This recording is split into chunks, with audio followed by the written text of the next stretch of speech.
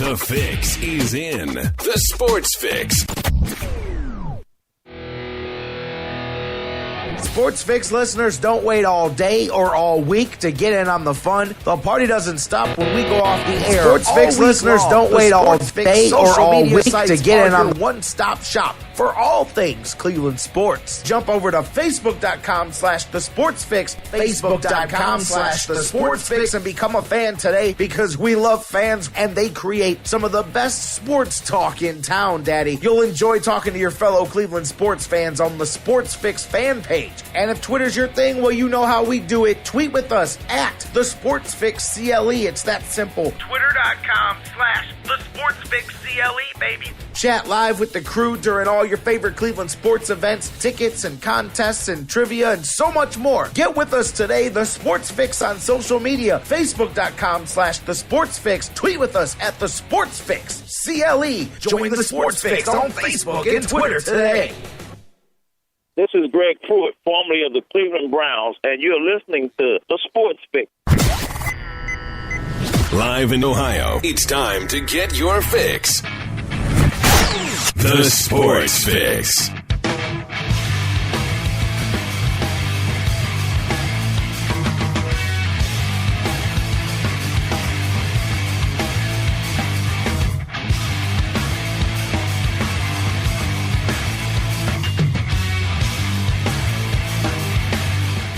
Welcome in, everybody. Indeed, we are live. It is Friday. It is, of all things, Friday the 13th. And I don't care for those of you that you may not subscribe to that theory. And I usually don't get into stuff like that either. But something wonky is going on today. I'm just telling you now. And you wonder why I'm worried about getting on a plane and flying twice here today in a ridiculous use of the stopover. But man, crazy things going on. I can tell you some things going on behind the scenes where I'm just like, this is very unusual. So but whatever, it is what it is, and we are here, we are live. It is Friday indeed. It is the Sports Fix. I am your host, J-Rocc, Jerry Myers, with you here. As you can tell, I'm dealing with stuff here behind the scenes, but it's all good. We're on the air. We've got a very busy show coming your way today. Looking forward to diving right into things here in the Sports Fix. Jonathan Knight actually not going to be with us today. A little bit upset about that one, but we've got a full slate of guests. Otherwise, Mike Brandenberry from DidTheTribeWinLastNight.com. He's going to be with us today talking some Indians baseball just about 25 minutes from now. Looking forward to talking to Mike about the road trip here, wrapping up this weekend in Boston. Indians in a bit of a little obviously a little distressful swing here to start things off. Last night, pitching to Big Papi. I'm telling you. Anyways, we're going to talk Tribe with Mike Brandenberry. Looking forward to that. Jeff Gorman from Browns101.com. Always with us on Fridays. We'll talk to him a little bit about notes from the final week of last workouts before they come back for camp. A little bit about Bernie Kosar. Travis Benjamin will update on him. It's going to be, I'm telling you, Travis Benjamin may not play with the Browns for the first half of this season coming up. We'll talk about all of that coming up. Doug Plagens, my man, going to join us here. Talk a little Stanley Cup hockey with him, AHL playoffs, Gladiators preview, recaps, all of that stuff with Doug Plagens from the Lake Erie Monsters and the Cleveland Gladiators coming up.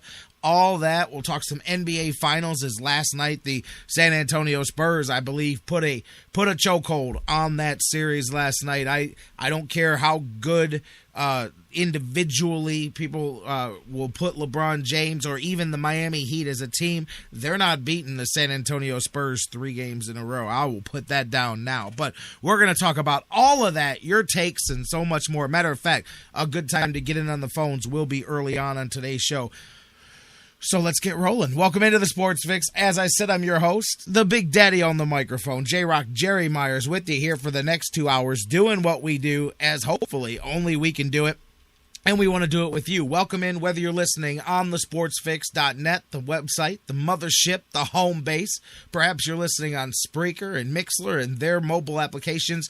Tune in and the TuneIn radio app worldwide. All live, all right now, happening as it's happening, baby. Or those of you listening on digital delay 24/7 on the world's largest internet radio provider, iHeartRadio, on all the other platforms as well, Stitcher Radio, SoundCloud, all the podcast places. Welcome in each and every one of you guys.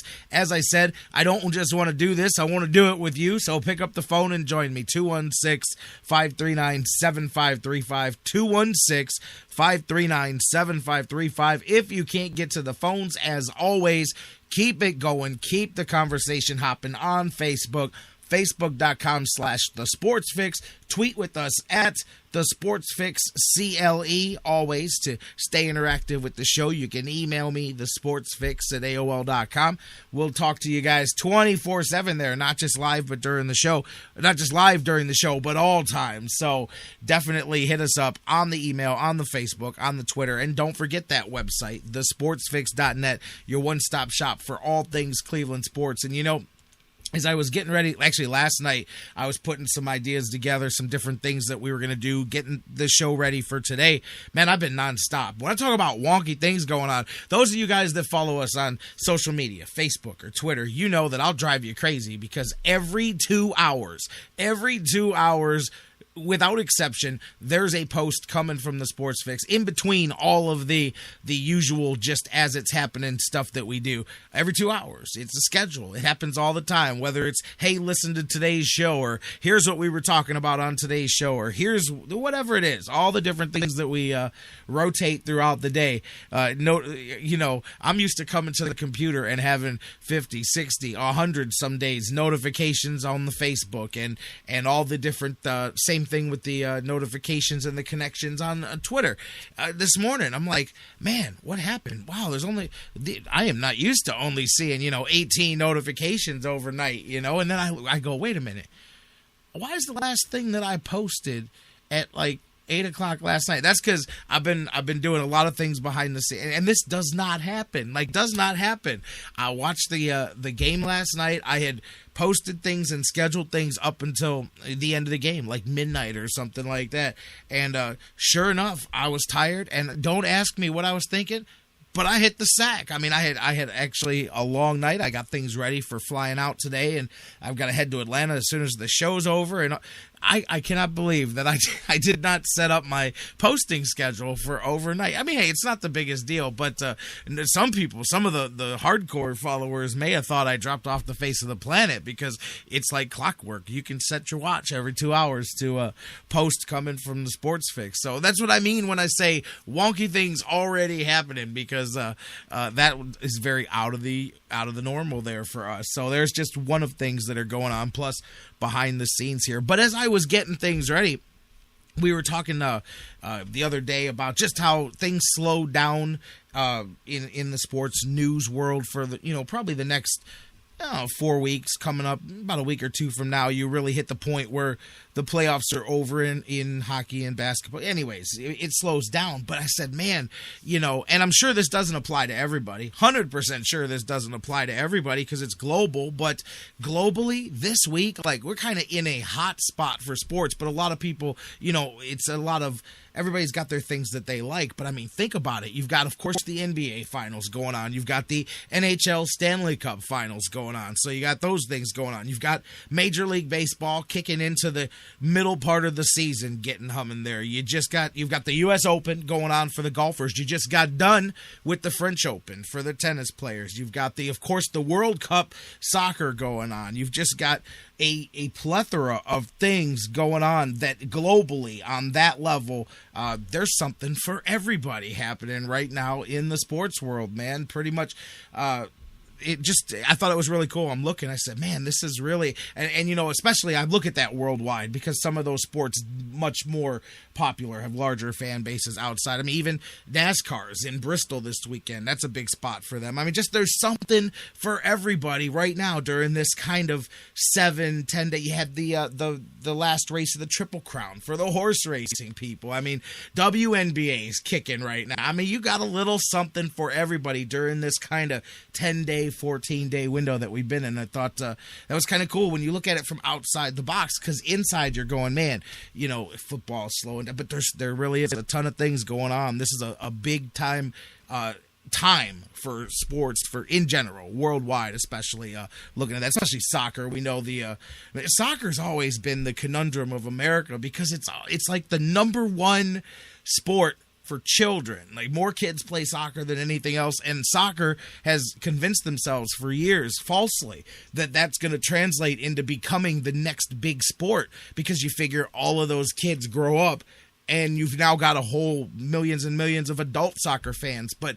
it doesn't translate for some reason. When they get to the middle ages, teenagers there, they just become football fans or baseball fans, or they just start playing one of the other sports.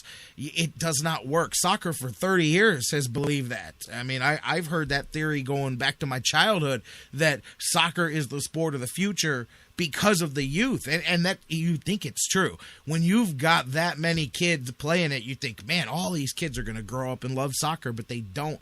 I truly think it's because there's not a well-promoted Major League Soccer. If there was I know there's Major League Soccer, and I know David Beckham plays or something, but that's all I know, because it's not well promoted. It's not NHL, MLB, NFL, any of that. I mean, even the WNBA is better promoted than the Major League Soccer is, in my opinion.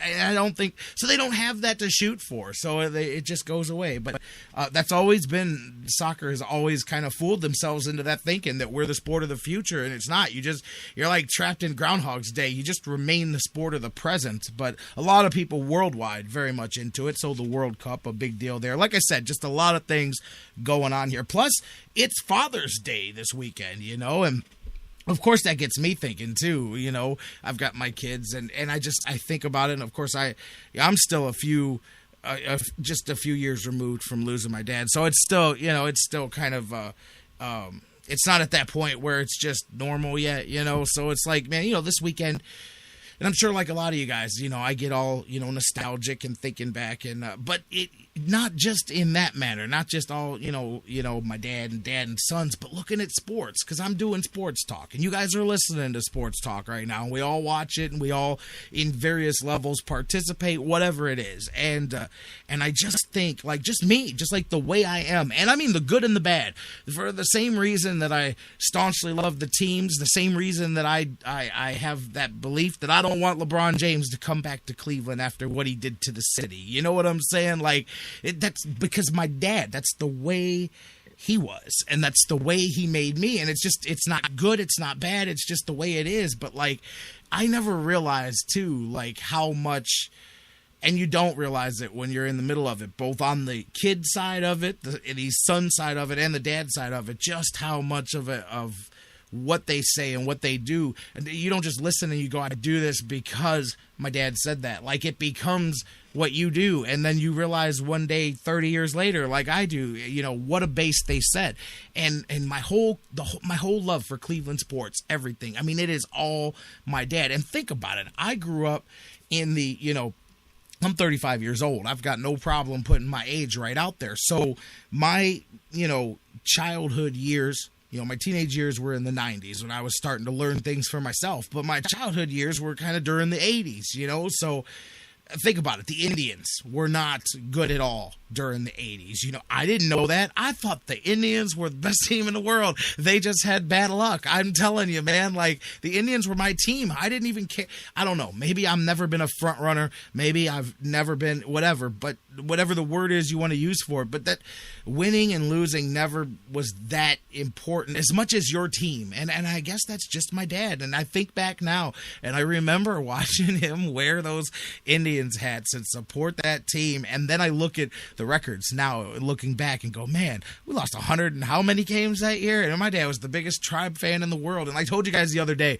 when Chisenhall broke or tied the RBI mark, Chris James. I'm like, man, I saw a lot of Chris James, because for some reason, 1990, 1991, we were going to a lot of games down there. And obviously, there was nothing special happening on the field. It was just, one of those things. I remember being there the night Alex Cole, me and my dad, the night Alex Cole set I think it's still the record, 6 stolen bases in a game, I believe it was, for the Indians. And I remember thinking that Alex Cole was going to be what Kenny Lofton actually was a few years later, man. You thought, man, this is that Willie Mays Hayes, man. It was right around the time of Major League, too. He had the glasses on. I mean, I'm just saying, man, you had the center fielder, man, that was fast and had the glasses, but he didn't work out. Alex Cole did not become Willie Mays Hayes. Kenny Lofton did a much better job of trying to do that. But anyways, just remember all that stuff and the Browns and the Cavs and everything, and my dad being such a central part of it. I say now that honestly, and I think not just in sports, I specifically say baseball. I've brought this example out many times before, that I truly feel that that's one of the things that has changed the fan base of baseball. And changed and made it lose ground to the other sports. It's not the way it was, because I think part of it, and this is society in general, has changed due to the huge increase of single parent households and lack of dads being a part of their kids' lives. I mean, and baseball, a big part of it. I mean, I'm telling you, baseball, first off, I mean, just being honest. I mean, we live in an ADD society, I like to joke, but we live in a fast moving, gotta have it now society. Baseball, by its very nature, needs to be taught a certain way. It's a slower paced sport. There's not hits, there's not collisions, it's not fast moving, but there's an art to it and an elegance to it. I mean, I remember, and this will never happen in today's day except for the really hardcore old school fans, I remember my dad teaching me how to do a scorecard. And I mean, hopefully guys out there know what I mean by that, because it's such a lost thing now. But actually taking the pencil and filling out the scorecard. I thought it was so cool that I knew how to keep score for a baseball game, and I knew what the K's and all that meant. And I just thought it was so cool. But that's a lost art. But stuff like that, play and catch. I mean, my dad telling me about going to the, being my age, a little kid at the time, and going to the big parade downtown and things like that, and sneaking into the stadium and meeting, Rocky Colavito and this guy and that guy. And, and of course you look at the Brown. My dad was watching Jim Brown during his heyday, not just like saying, hey, Jim Brown, he's like a son. I used to sit there. I used to watch him, and it's different. But I believe with baseball, getting off of my on my tangent a little bit, what I'm saying is I've always said that I think that's part of what hurt baseball today, to where it's not as popular, to where it's not as affected. It's not as in with the kids of today. And part of it is, as I said, the speed of the game, but part of it's either not having the dad to go. And I'm not saying moms that are single parents can't do it, but it's different. It's just it's different, even though, I'm definitely not being unfair about that, but it's different. Play and catch with your dad, doing that, hitting the ball with your dad, going to the games. Like I said, keeping the scorecard, like hearing the stories, being taught the game, sitting through a game and having your dad. I never forget learning the game of baseball, just sitting down, watching Tribe games on Channel 43 back when they used to televise every game of the season, and him literally batter by batter teaching the game to me. As plays would happen, he would explain them, and it'd take, however many years before, man, but that's how I learned the game of baseball, sitting there with my dad and him teaching me the game, and then telling me, as he's teaching me the things, telling me the stories that go with it. When I did this, you know what I mean? Or when I was growing up, this guy did that, or this guy was the only guy to do this triple play, or whatever. I'm just throwing things out there. And that's how you learn not only about the game, but about the history of the game. So like all of that's missing, and baseball is a game rooted in history. Steep roots in history. So you're missing that. So a lot of today's kids don't get those roots, so they don't understand the history. And then they want the game to move faster. And I really think that is a part, along with a lot of other things, but that's a part to explain what has changed with baseball and why I don't believe it's the national pastime anymore. I truly don't. I think that's sad. But I really do believe that the NFL has evolved into the modern day national sport. It's taken over at that level, but it wasn't that way. And I really do think look at the golden era for most people, the golden era of baseball and of growing up in it and telling the stories. It's all that, it's the 50s, the 60s, the 70s, the 40s. It's the base of the game being grown. Look at how different society was during those eras. We had guys like Bob Feller who give up prime years of their career to go serve in the military, when that would never happen nowadays. Never ever happen nowadays. On rare occasion. I shouldn't say that, because I know there's somebody out there that would do it, but he's the exception. He's definitely not the rule. But my point is even families that wanted to divorce didn't back then. It was different. There was you see how obviously this is a society now about making yourself happy, and that's all that matters. And that's fine. I'm not saying there's anything good or bad. I'm not judging society. I'm just saying it's a different society. So it all ties in together. But I really think that the change of the family dynamic affected baseball worse than any other sport out there, because baseball is so much tied into history, and it's so much tied into that father-son dynamic. I mean, to the point that I don't think they do it anymore. But I know you guys that are older baseball fans remember Father-Son Day. They used to have, that was a promotional day at the games, and the players would bring their kids, and it would be Father-Son Day.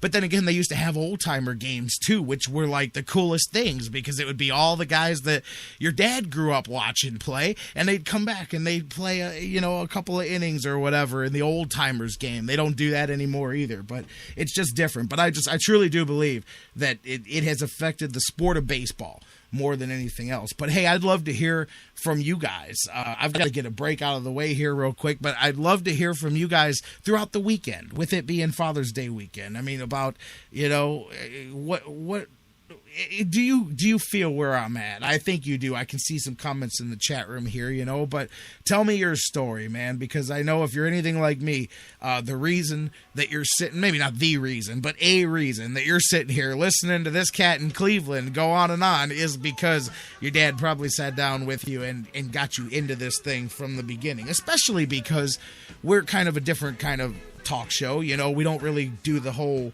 circus ranting thing for crazy reasons. We're kind of a bit more rooted in the old school, you know what I mean? So maybe that's part of it too. So I think maybe what I'm saying now resonates with you guys, the Sports Fix, maybe more than it would with somebody else, because maybe somebody else is like, nah, I'm not really feeling you. But I think you guys are right there with me. Anyways, it's Father's Day weekend this weekend. It's going to be fun. And hey, I get to spend the first 2 days of it in Atlanta. At the end of the show, I'll tell you guys what I'm going there for. Anyways, take a break. We're going to do a short segment coming up next. Real quick, I just want to talk a little bit about last night's finals real quick. LeBron, I got some things to say while we're waiting for Mike Brandenberry. We're going to talk Indians baseball just about 10-15 minutes from now. We've got Jeff Gorman talking Browns, Doug Plagens talking Gladiators and Stanley Cup, and so much more. Don't go anywhere. The Sports Fix has just begun, baby. Stop playing old time rock and roll. Call me a relic, call me what you will. Say I'm old fashioned, say I'm over the hill. Today's music ain't got the same soul. I like that old time rock and roll. Still like that old time rock and roll. That kind of music just soothes my soul. When it comes to Cleveland sports, we go from You can't touch this. to. I can't watch this. So listen to The Fix. It's easier on the eyes.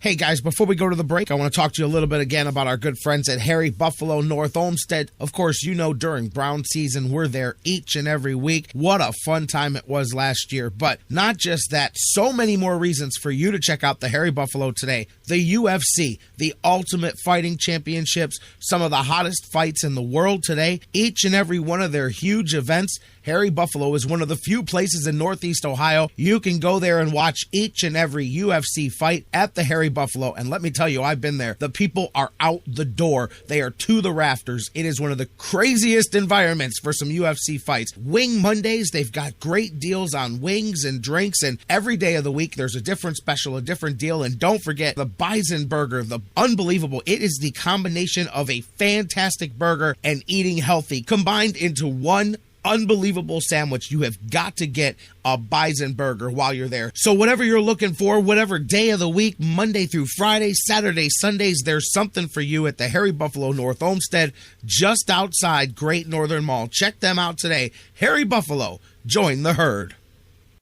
Hey everybody, this is Jerry the King Lawler from WWE, and you're listening to the Sports Fix. Indians fans, GV Art and Design has unleashed their new baseball collection. This summer, you've got to have one of the hottest baseball shirts available. Indians themes, GV Art has them covered from top to bottom. Chief Wahoo, keep the Chief, one of the hottest sellers going today. GV Artwork, knocking it out of the park, teaming up with Michael Brantley to create a custom Dr. Smooth t-shirt. Bringing back an old classic, GV Artwork, bringing out the wild thing. Give them the heater design. The Cleveland That I Glove collection continues to grow. New designs for women and so much more. GVArtwork.com, bringing it full force to the plate for baseball season this year. Whether you check them out online, GVArtwork.com, use the sales code FIX10, FIX10 to save 10% on your total purchase. Whether you go to their store in Lakewood, check them out at the Cleveland Indians team shops around Progressive Field and so much more. GV Art and Design. It's not just a shirt, it's a statement. The Sports Fix is on iHeartRadio. Download the free iHeart app today. Subscribe to the show and get your fix. Whether it's an oil change or a new set of tires, Quick Lane at Valley Ford Truck has you covered for your automotive car care needs. They're your neighborhood quick service experts. They also offer a low price tire guarantee. Choose from 13 brands, and if you find the same tires at a lower price within 30 days, Quick Lane at Valley Ford will refund the difference. They're open late Monday through Thursday until 9 p.m. and open early Saturday so you can check it off your to-do list and get on with your day. They also have a newly remodeled service lounge and additional service bay just for Quick Lane oil changes. Quick Lane at Valley Ford Truck is located at 5715 Canal Road, right under the 480 bridge in Valley View, just down the road from Independence. 5715 Canal Road, right under the 480 bridge in Valley View, just down the road from Independence. Come see why life is better in the Quick Lane. QuickLane.com/Valley Ford Truck. That's QuickLane.com/Valley Ford Truck. You're listening to the Sports Fix. They're playing basketball without that basketball. Welcome back to the Sports Fix Live here on the sportsfix.net, on TuneIn and Spreaker and Mixler, and of course on digital delay on iHeartRadio, iTunes, Stitcher Radio, all the other platforms. Hey, shout out to Marcus Anthony Mayo. Happy birthday to you listening to the show. I told you I could possibly get that in. Possibly became definitely. You knew I was going to do it. Welcome back into the show. J-Rocc back with you. Hey, just a couple of minutes here. A little short segment here, and then Mike Brandenberry is going to join us from DidTheTribeWinLastNight.com. We'll talk a little bit of Indians baseball with Mike. Talk about this Boston trip coming up. But I just want to spend a few minutes, a little bit of NBA talk here. Last night, the finals, of course, the finals. I'll tell you what. I want to separate this. I'll talk about the game first, and then I'll get into my little LeBron thing I want to talk about here, because I got to tell you, it's 2010 all over again, and I'll read some quotes to you in a second. But the Spurs put a chokehold on that series in Game 4. They went to Miami, and they did not beat the Heat once. They beat the Heat twice. Spanked them, sent those incredibly great Miami fans home by halftime each night. I mean, it was pathetic, by the way. Watch it. With 10 minutes to go in the third quarter, they came back from commercial, and you know how sometimes they got the blimp cam and they show the outside of the stadium. Jerry and I were watching the game, and there was no traffic anywhere because it was midnight. It was our time. Yeah, there's no difference in Florida. So it was midnight in Miami as well. And There's no real traffic lights out there except right outside the stadium. You could see the procession of cars, like a traffic jam, right outside of the arena there. And there's 10 minutes to go in the third quarter of the game. They couldn't get out of there fast enough. The Spurs put the smackdown. And I'll tell you what, this is funny because some of my friends clearly have the same mentality I do. I got 3 texts in a row at about the 10-minute point of the third quarter, all saying some equivalent of, why is LeBron sitting on the bench with the team needing him? Like, Michael Jordan would not be out there. I mean, he was so passive. Listen, he's already becoming disengaged from this whole thing. No doubt about it. And I'm going to read you some of his post-game quotes here in a minute. But, and you got to love it. ESPN is already, they can't wait to start Decision Watch. The first story they put out in the middle of the night, this thing came out at like 3 o'clock in the morning, was LeBron's resolute to make the same decision whether they win or lose. LeBron's been thinking about this. This is 2010 deja vu all over again. But I'm going to say this now. I said it at the beginning of the show. The Miami Heat, I don't care if they play, I don't care what level of basketball they play at. They're not beating these Spurs 3 straight. I'm telling you. I said Spurs in 6. Man, the Spurs may take this thing in 5 because I do believe that the Heat are absolutely shell-shocked by getting the floor wiped with them at home. I think the first game, they could deal with it because they got blown out even worse in Game 3 last year, if you remember. But the difference is the way they bounced back in Game 4, and that is the difference.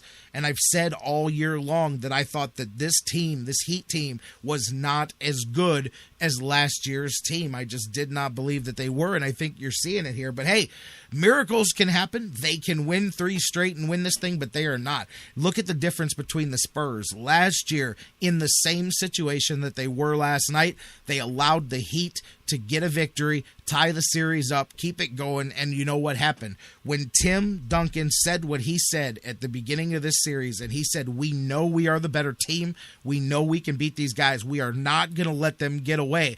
Last night was the sum up of what he said, because that's what they showed last night. I really thought Miami was going to win, even though I've got the Spurs winning the series. I really thought Miami was going to win last night's game. I really thought they would bounce back. I'm as surprised as anybody else that they didn't.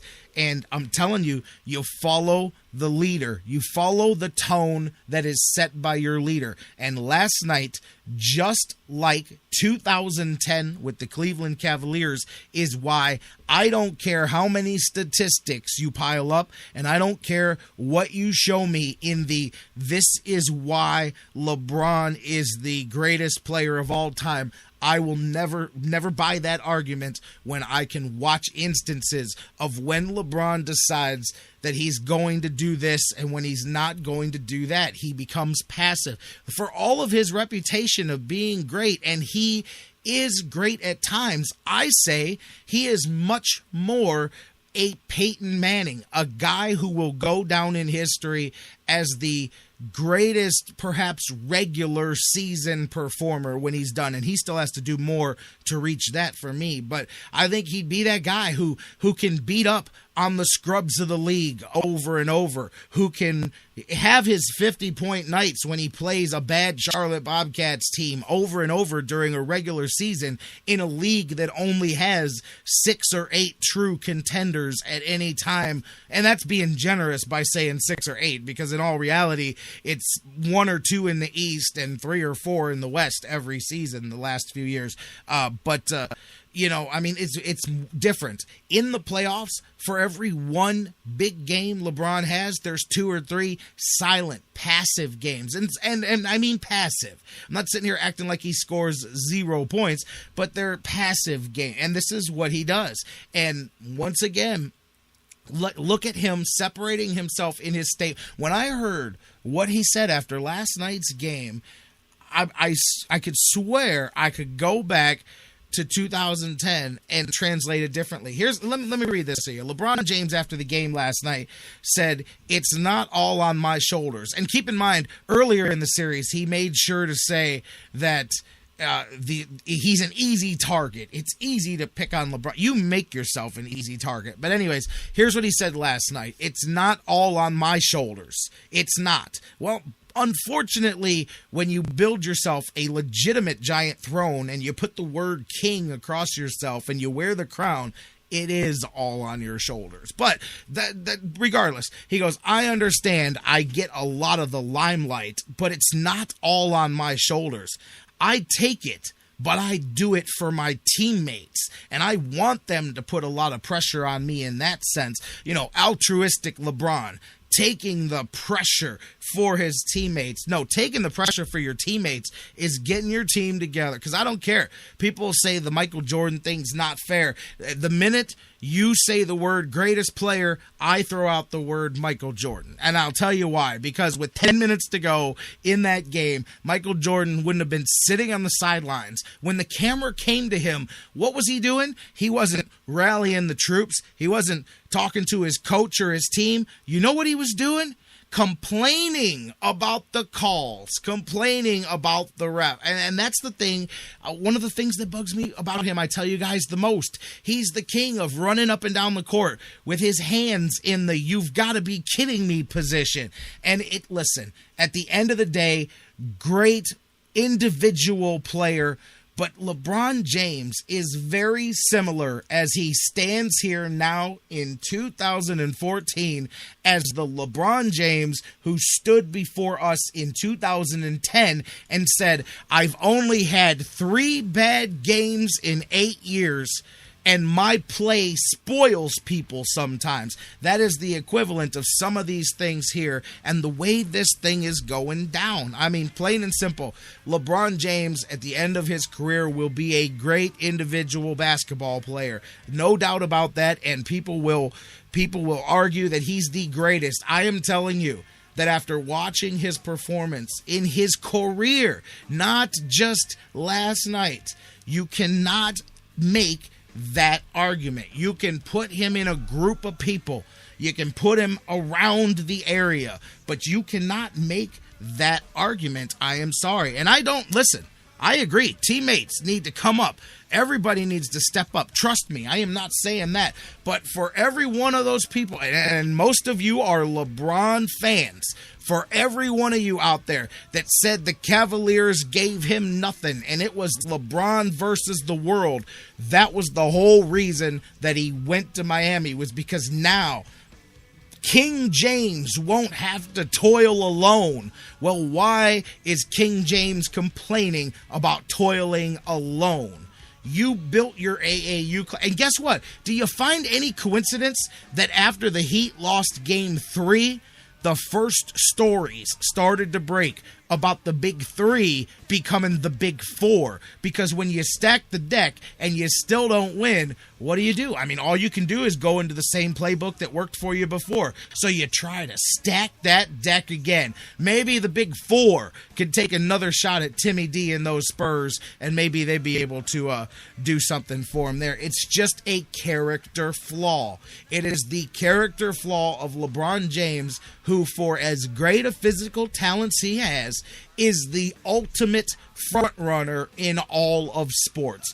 LeBron James runs at the front of the pack, or he quickly separates himself. And let me tell you, here's an example. Keep this in mind. I hope it doesn't happen because he's our quarterback. But if John Manziel, if Johnny Football, if his career turns out to match, let's say, Tim Tebow, you can bet that LeBron James will definitely separate himself from the brand of John Mans. It won't be this close, tight, homie relationship on the Instagram. I'm not saying that he won't privately be friends with them, but you can bet that the ultimate frontrunner will quickly find the next big thing to latch himself onto on the social media platform. And listen, I'm not trying to say that the Miami Heat are about to lose this series just because of LeBron James, but I'm saying that the weaknesses of the leader of the team are what is the problem. Because at the end of the day, the true greats find a way to make those around them greater. That was always the compliment on LeBron James when he was here in Cleveland, was look at how much better he made Mo Williams. Look at how much better he made this guy and Boobie Gibson and Delonte West and all these guys. But what I'm saying is you've already got, quote-unquote, some of the greats around him. Why is he not able to make them better in clutch time? How come when the Heat fail, it's because LeBron didn't have any help, and when the Heat succeed, it's because LeBron is the greatest? Plain and simple, LeBron James has character flaws that have bothered him from the beginning of his career and always will. And LeBron James will never, ever be in the category of the greats of all time. Plain and simple. We're going to take a break. When we come back, we'll talk some Indians baseball with Mike Brandenberry from DidTheTribeWinLastNight.com. Coming up next here on the Sports Fix. Bottom line, not one of the greats of all time.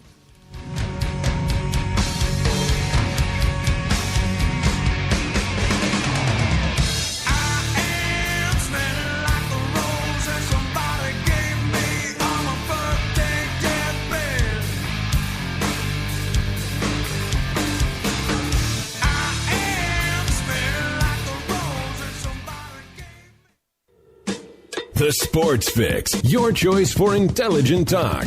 That was wonderful. Bravo! I loved that. Oh, it was great. Intelligent talk. Well, it was pretty good. Well, it wasn't bad. Well, there were parts of it that weren't very good, It though. could have been a lot better. I didn't really like it. These guys must be on the wrong station. It was pretty terrible. It was bad. It was awful. It was Get terrible. him away! Hey, boo! Boo! The Sports Fix.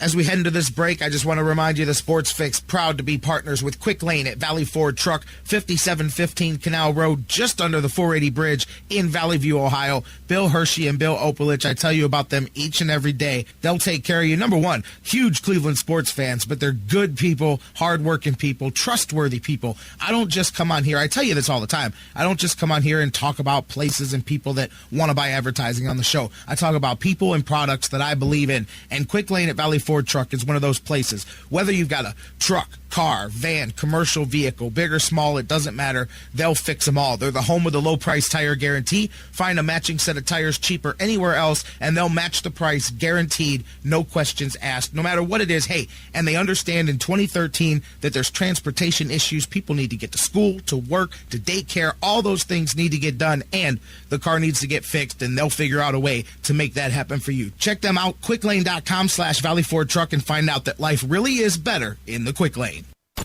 It's an addiction. The Sports Fix. We'll be right back. I'm Tyler Zeller from the Cleveland Cavaliers, and you're listening to the Sports Fix. Have you gotten your copy of Cleveland's Finest yet? Highlighting the best moments, players, and media members in Cleveland sports history? In-depth, personal interviews with some of the top names in Cleveland sports fill the pages of this incredible book. Cleveland's Finest by Vince McKee is this year's must-have book for every Cleveland sports fan. Available now at Amazon.com. Get your copy today.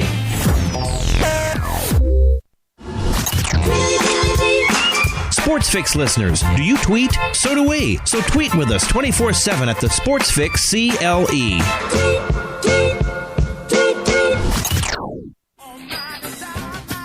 Business owners and professionals, do you want to take your business, your product, your team, your event to the next level? You want to advertise right here with the Sports Fix. Our listeners are among the most loyal listeners, terrestrial or internet. The Sports Fix universe is not only the radio show, but tens of thousands of fans on Facebook and Twitter. Email me, Jerry Myers, thesportsfix at AOL.com. That's thesportsfix at AOL.com. And let me help you swing for the fences and hit it out of the park right here on the Sports Fix.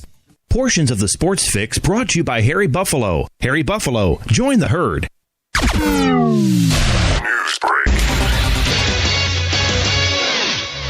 I'm Christine Lisi at this hour's second round of the U.S. Open live on ESPN and ESPN Radio, ESPNRadio.com, and the ESPN Radio app. Martin Keimer has a 4-stroke lead. Jordan Spieth in a large group 7 strokes back. Phil Mickelson is 8 off the lead. The Heat's success or failure in the NBA Finals will not affect LeBron James' decision on whether to opt out of his contract, reports ESPN's Ramona Shelburne. He's got a June 30th deadline to make that decision. Miami does trail San Antonio 3-1. Clippers owner Donald Sterling's team of lawyers hired 4 private investigators to examine the league's finances, allegations of previous discriminatory conduct by the 29 other owners, and compensation to Commissioner Adam Silver and former Commissioner David Stern. Sterling is suing the NBA for $1 billion over his lifetime ban for making racist comments. World Cup play continues with a triple header on ESPN and ESPN Radio. Noon Eastern, it's Mexico and Cameroon. Defending champ Spain takes on Netherlands at 3 Eastern. Then it's Chile and Australia at 6 Eastern. Rangers a must-win in the Stanley Cup final tonight against the Kings. New York down 3 games to 1. Sports Center on ESPN Radio is brought to you by the full juicy flavor of Johnsonville sausage. Visit johnsonville.com for affordable recipes perfect for game time or anytime. Johnsonville, served with pride since 1945. You're listening to the Sports Fix.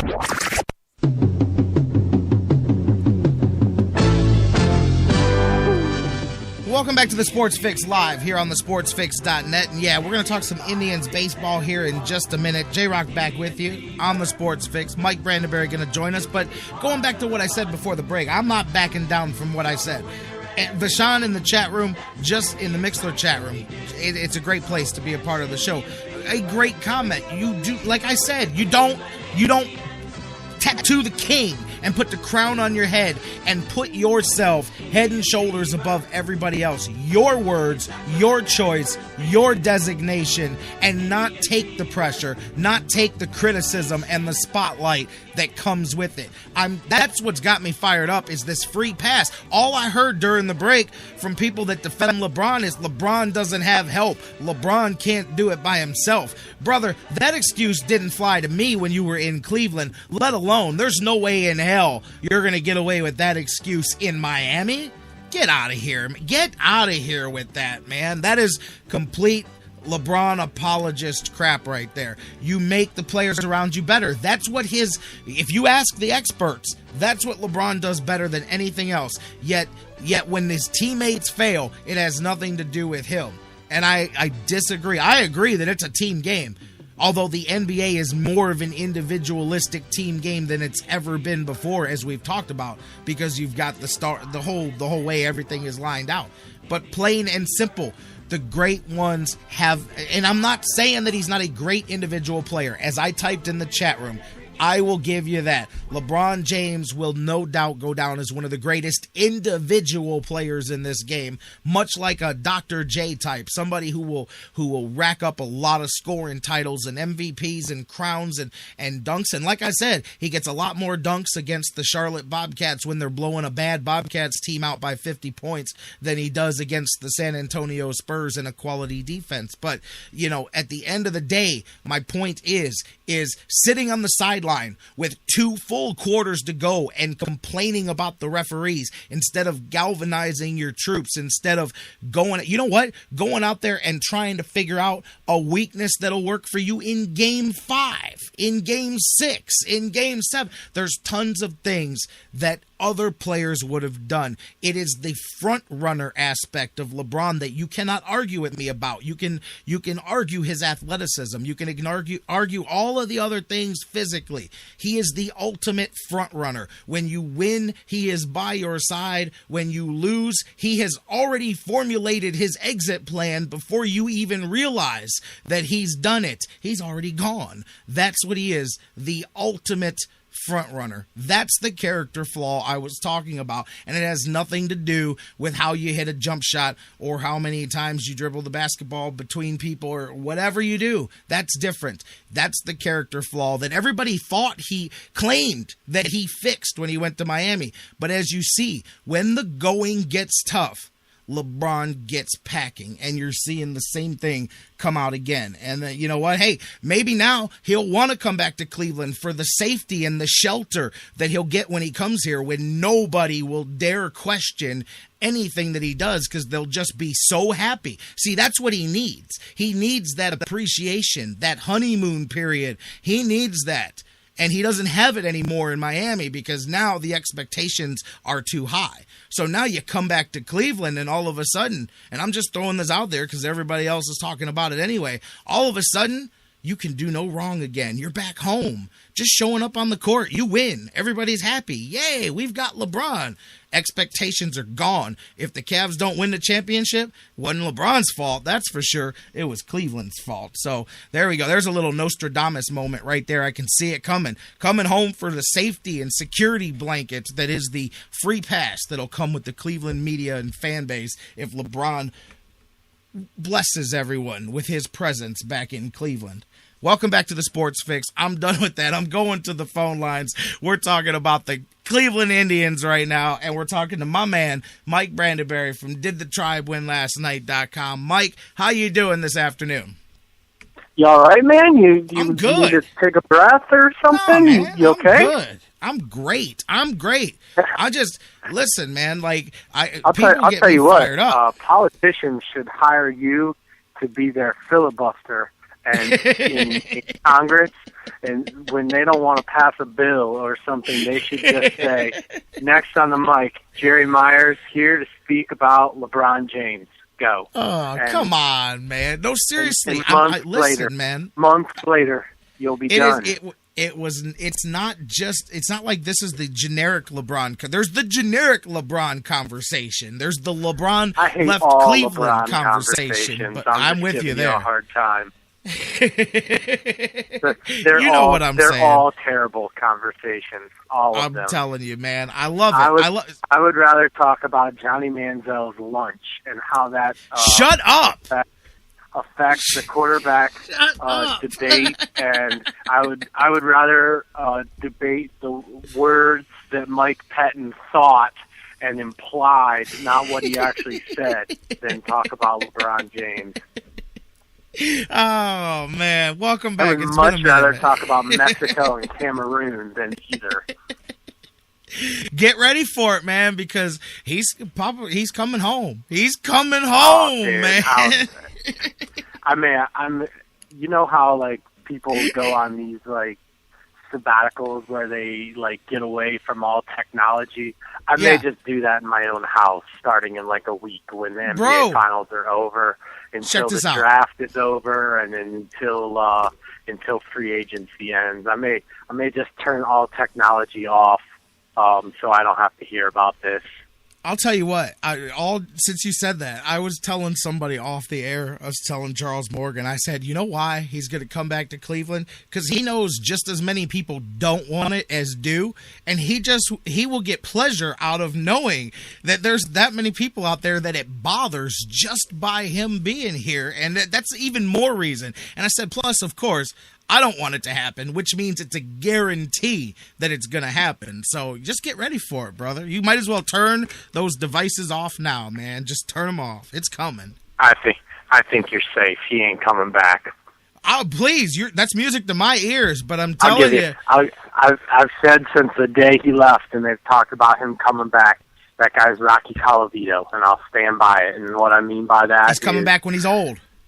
Exactly. You'll watch his prime years somewhere else and feel like you should have been a part of it in some way, and he'll grace us with his presence when he's about 34, 35, and his knees are shot, and he needs or wants one more check or one more that's one thing contract. He'll never need. That's one thing he'll never need. Dude has more money than he's got more money than he knows what to do with. But yeah, when he's ready to hang on for one more go round, we'll get Michael Jordan with the Washington Wizards. That'll be LeBron's return to Cleveland, and I'll go to my grave believing that until I'm proven otherwise. Number 45, Rocky Colavito. Number 45 in a Cavs jersey. I can see it now. There you go. But I've been telling people the same thing. In all honesty, I've told people the same thing. I've said, man, he is going to come back, but it's going to be the next contract. It's not going to be this one here. You know what, though? Talk about money. Brother can make money in his sleep. I mean, who would have thought that, 5 years ago, you buy like 2% stock in Dr. Dre's headphones, and you do it by wearing the headphones. You go, yeah, give me 2% of that stock. I'll wear your headphones around. And then, boom, you make $30 million when they sell the company in your sleep. So you got to appreciate his ability to make money. He's got it rough. There's no doubt about that. Yeah, tough life. I mean, tough life. That's why when you talk about all the people that don't like him, I'm pretty sure he still sleeps at night. I wish that many people wouldn't like me if that's what you got on the other end. Him and Nick Swisher living that tough life, man. Anyways, that's right. And you can put me on the bandwagon of people that are growing to not like him too. Oh man, I'll tell you. We were joking the other day. He goes down to Double-A, and he was like 0-for-3 the one day, and then the next day somebody. Like, yeah, man, Swisher got a hit last night. I'm like, I would hope that he could go down to Double-A and rake a little baseball. He's the $76 million man, but really, he's I don't know if he's going to get himself back together. But the rest of the Indians had while he was out until they hit this little blurb. And like Charles said in the chat room yesterday, it's like they hit the Back to the Future about 30 days because the last 3 games has looked a lot more like the Indians that were struggling before they got hot. And I don't think it's an accident. And before we get started, I don't want to blame everything on Nick Swisher. No, he's only played one game. All seriousness aside, but if you don't believe for a second that they didn't look like a better baseball team with Carlos Santana and Nick Swisher out of the lineup, if you want to believe that was just pure coincidence, go ahead and believe it. But I mean, when you take 200 hitters out of the lineup that are both terrible defensively, suddenly you get better. And what they're supposed to be and what they are at this point are 2 different things. I mean, we know the player that Nick Swisher is supposed to be. We know the player that Carlos Santana has been, but that's not 2014. And Carlos Santana has come back, and I think he looks like a much better hitter at the plate. He's got better approach, and I think you'll start to see some of that Santana of old. But defensively, it's a nightmare. And anywhere you put Carlos Santana on the field, you're worse than his replacement. And you're getting to a point where I don't know how they can not accept the fact that Santana has to be your designated hitter, or if he's going to play first base, then they need to go to spring training with that kind of effort next year for him to be their first baseman. And then raises the question of what do you do with Nick Swisher? I mean, I guess you could play them both at first base and DH, but unfortunately, I think the best first baseman we've seen so far this year is Lonnie Chisenhall, which then makes matters even worse. And I agree with you there, but I mean, you have to continue to find ways to keep obviously Lonnie out there, and I agree. You can look it's a small sample, and it was good that you opened up saying we're not laying everything on the back of these guys, but look at just the last couple of games. You kind of rolled back the machine there, and I agree with you. We talked about it while Santana and Swisher were out, how different and how much better the lineup was working together, and what happens when those guys come back, you put them back in the lineup, and it makes things worse. And I do think we are seeing that for sure. And the Indians they've got to be. I mean, look, man, we're not geniuses here. We're not the only ones seeing this. And I mean, I tend to think we're a little smart, but we're not seeing anything that the Indians aren't seeing here. You know what I mean? So when do they start looking at each other realistically and going, what do we do? And I got to tell you, I know you're on Santana there. I'm more on the Swisher side of things than Santana. But still, you do have to figure that out because this lineup was working well, and now it's not again. You're on the side of blaming Swisher or not blaming Swisher? Both. I blame them both. But, if I'm going, hey... Because I'm driving the ship on blame Swisher. No, I'm with you there. I'm saying I think he's I'm the not biggest trying letdown of a player. Absolutely. That I am in agreement there. I'm just maybe I still wrongly give slack to Carlos Santana. I think that's what I was trying to say. I still give a little more benefit of the doubt to him. I think I'm guilty of that too, because I mean, I come out and the first thing I say is they're worse with those 2 in the lineup, and they are. But Santana's come back and had a nice week, so he's got himself going up near 200 at least. Right. So, no, I think Swisher, I mean, if you want to blame someone, I think he's an easy person to blame, and I think he has to shoulder a lot of it. He's certainly brought here with the expectation to be a middle of the order hitter.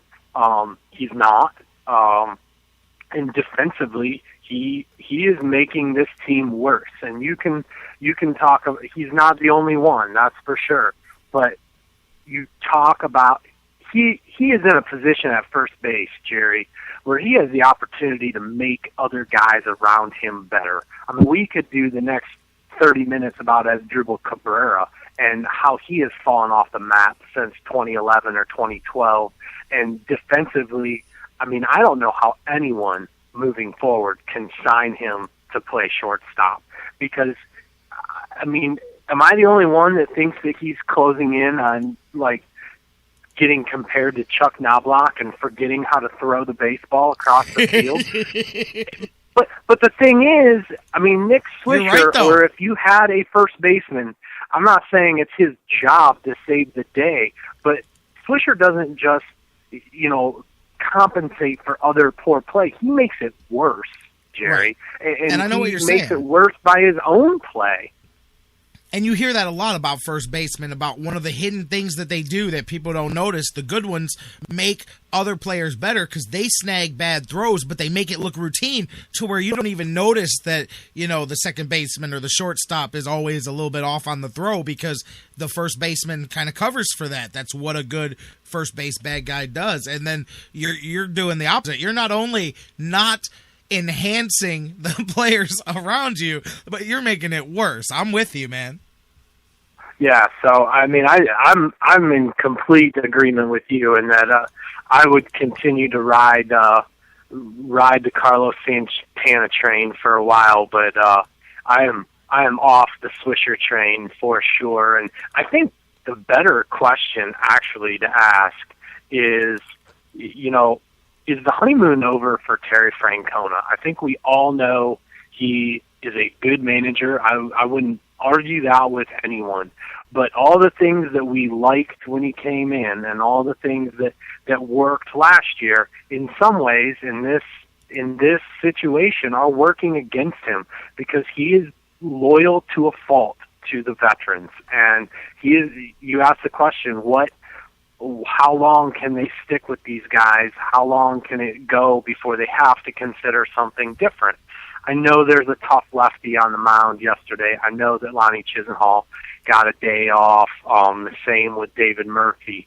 But again, what message does that send when Swisher's back from the DL and those guys sit and Swisher comes in? And, the same thing even with Jason Giambi. Some of this back and forth to the DL charade. I mean, this team made it work with Giambi last year, and I thought when they signed him originally and when he made the team, I thought he'll never make the season because things just won't go perfect for him to stay on the roster, and that's what they'll need.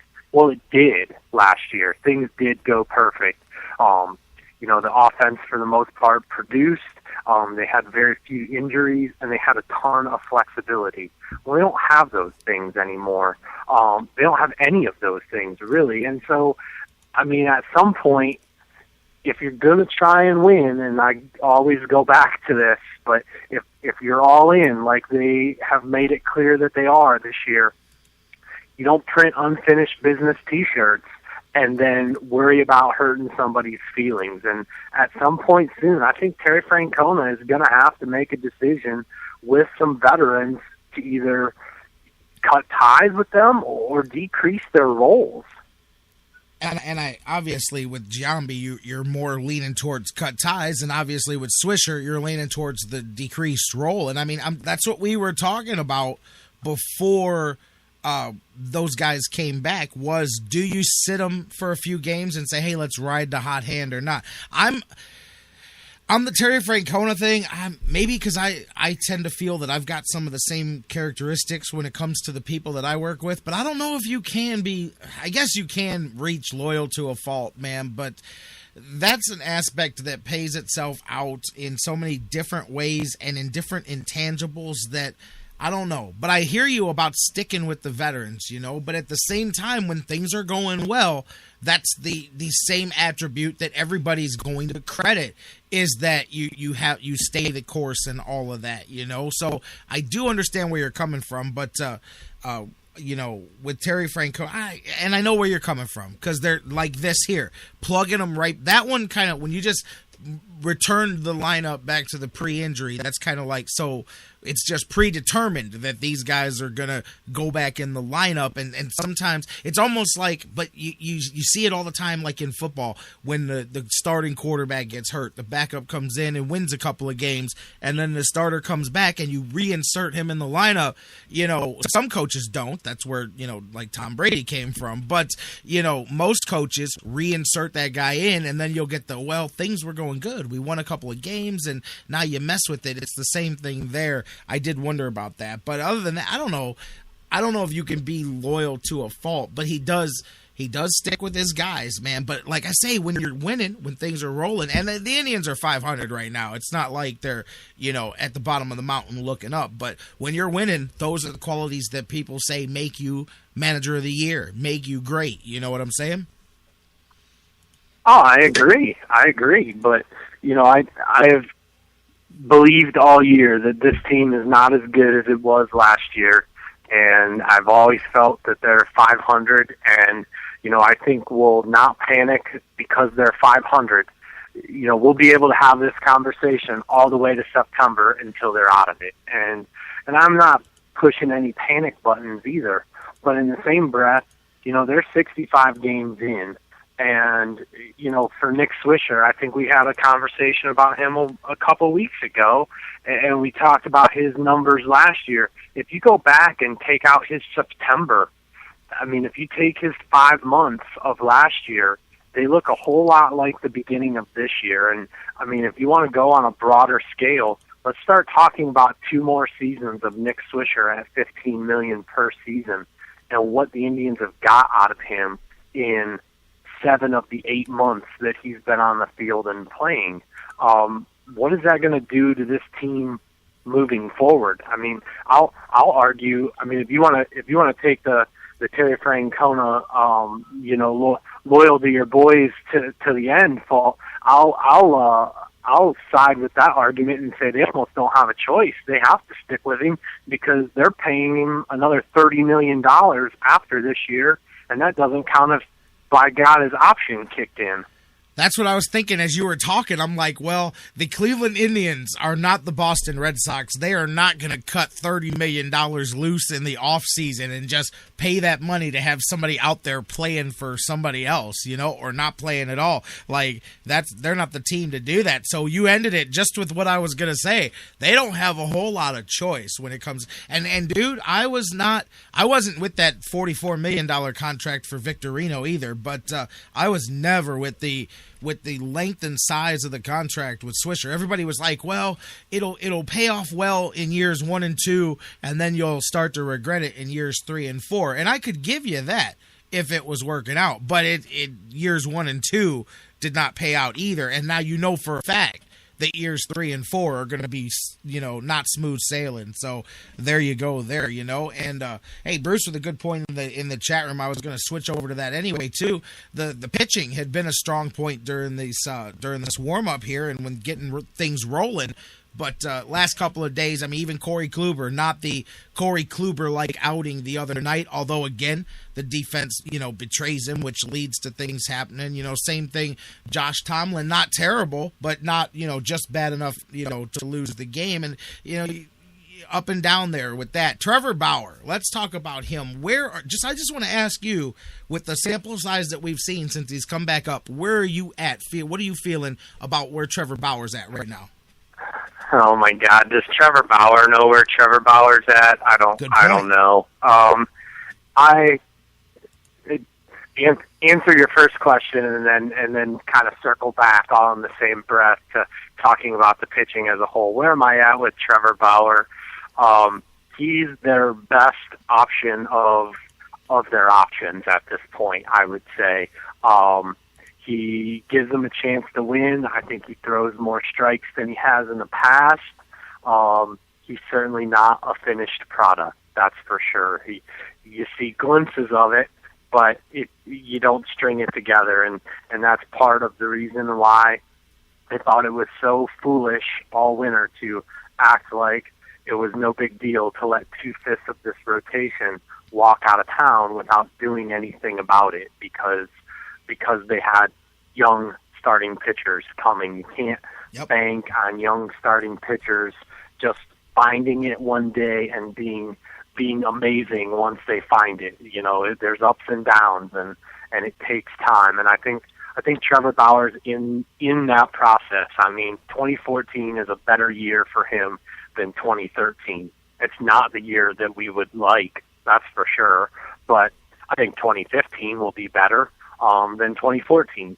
And will they ever get Trevor Bauer to, you know, what they hoped and dreamed? I don't know.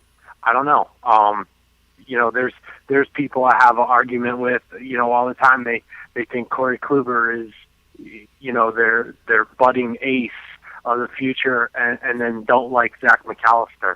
I actually think that they're closer. I mean, I think Kluber is much better, or is better right now, but McAllister's had good streaks too. And kind of to circle back on what you were saying about the pitching, I think Bauer's a guy that, you know, when it's all over, he fits in somewhere between a Corey Kluber and a Zach McAllister, and you know, maybe I think Josh Tomlin even goes in that group of guys that give you a chance to win. Most times, you're going to get a clunker from them from time to time, and you're also going to get, you know, a 3-week stretch where, you know, they can't miss, and I think that, you know, Corey Kluber's kind of gone through one of those. I think Josh Tomlin's gone through one of those, and you know, even McAllister in April had one of those. But you know, I think when it comes out in the end, when you look at their numbers as a whole, you know, they're average to above average. They're guys that give you a chance to win, and that's, you know, part of my concern as to, you know, the starting pitching as a whole is not strong enough. I'm not sure that any one of them are a weakness, but together they don't make a strength. You know what? I just saw a comment a few minutes ago in the chat room that I agree with, and I was going to ask you something like this anyway. Everybody says for sure it's just a foregone conclusion that when McAllister comes back, you swap him out for TJ House. But Bruce in the chat room, I'm with him there. My thought would be put Bauer back down, replace him with McAllister, leave TJ House up, because TJ House has done okay in a little bit of time we've seen, and we've seen less of him than we've seen of Bauer. I wouldn't mind seeing him keep going. Plus, him being a lefty doesn't hurt either. I don't know. I've thought of that. TJ House is a guy to me that, you know, he's like the left-handed Josh Tomlin, and so I think it's hard to get excited about him until you already see the results. And I think it's tough to trust in him because he's not overpowering, because he's got to hit his spots in order to be effective. I guess, to me, if you're going to get mediocrity from both, and at this point, I think that's what you're getting, I would stick with Bauer solely from the point of, I think his high end is higher than TJ House's ever will be. So Trevor Bauer at this point, I think, is starting to get to where he's proven most of what he needs to prove at AAA. It's a matter of trying to get it done at the big league level. So if it was me, I would stick with Trevor Bauer, but I would also go so far as to say I would consider TJ House in the bullpen. I actually, the longer this quote-unquote bullpen by committee goes, you know, they need somebody out there that can give that bullpen some depth, because the line of the people that they trust versus the people they don't is so clear. I mean, they need someone in the middle that they could give, you know, a couple innings to kind of bridge those guys, and TJ House may be one of those guys. You know, I think you see it in the playoffs now, Jerry, where teams take a starter and they put them in the bullpen and they bring him out for a couple innings. The Giants did it with Tim Lincecum a couple years ago, and go one time through the order, and they bridge those guys from the starter who gives you 5 to the back end at the 7th inning. I think TJ House, I'm not saying that he's going to come in and light it up like Lincecum did, definitely in a different fashion, but I would consider TJ House in the bullpen over some guys that they certainly don't trust and won't put in any kind of close situation. You're listening to the Sports Fix. We're talking to my man Mike Brandenberry about the Indians, and hey, no doubt the tone of the conversation up and down. But the Indians are.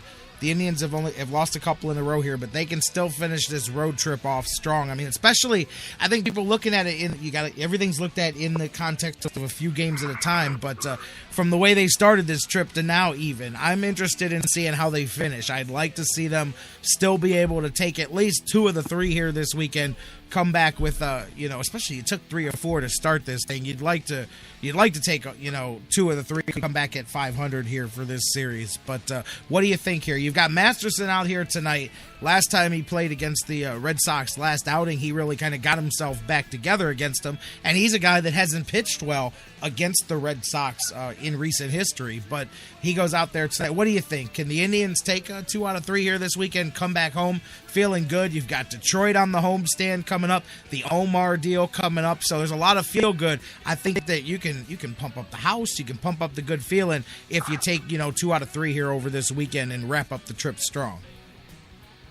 Yeah, I think so, and I think for all the negativity that we've spewed for a half hour, I mean, on the other side of the coin, they are still a 500 team. I mean, we can say that positively and negatively, and I think we're going to for a long time. And I think they can get 2 out of 3. I think if they survive this road trip and they get home 5-5, I mean, sadly, even if they get home 4-6, I mean, that's better than some of their previous trips.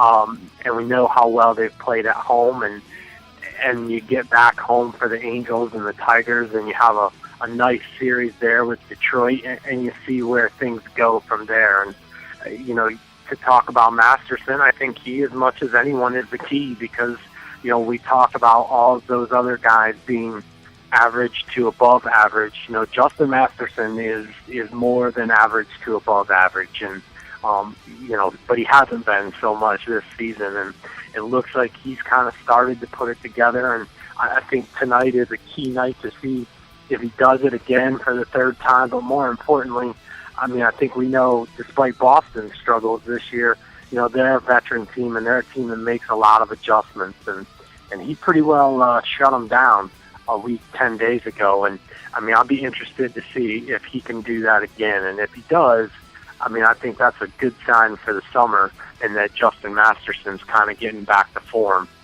For sure, absolutely, and I'll tell you what, the Red Sox, everybody keeps going, man, the Red Sox, they're not the same old, and I get you, but they've been trending upwards. Napoli's been looking good out there, and you know what? The other pitcher I wanted to mention, even though we're wrapping this segment up, Nick Hagedorn. Every time he comes back up and he has a good outing, and you go, man, this is what we've been waiting to see from him, then it continues to go backwards, regress each and every time, and we're seeing the same thing once again here, man. What do you think? I mean, can anything be done to straighten him out, or is it just a done deal? Is it just a lost cause at this point?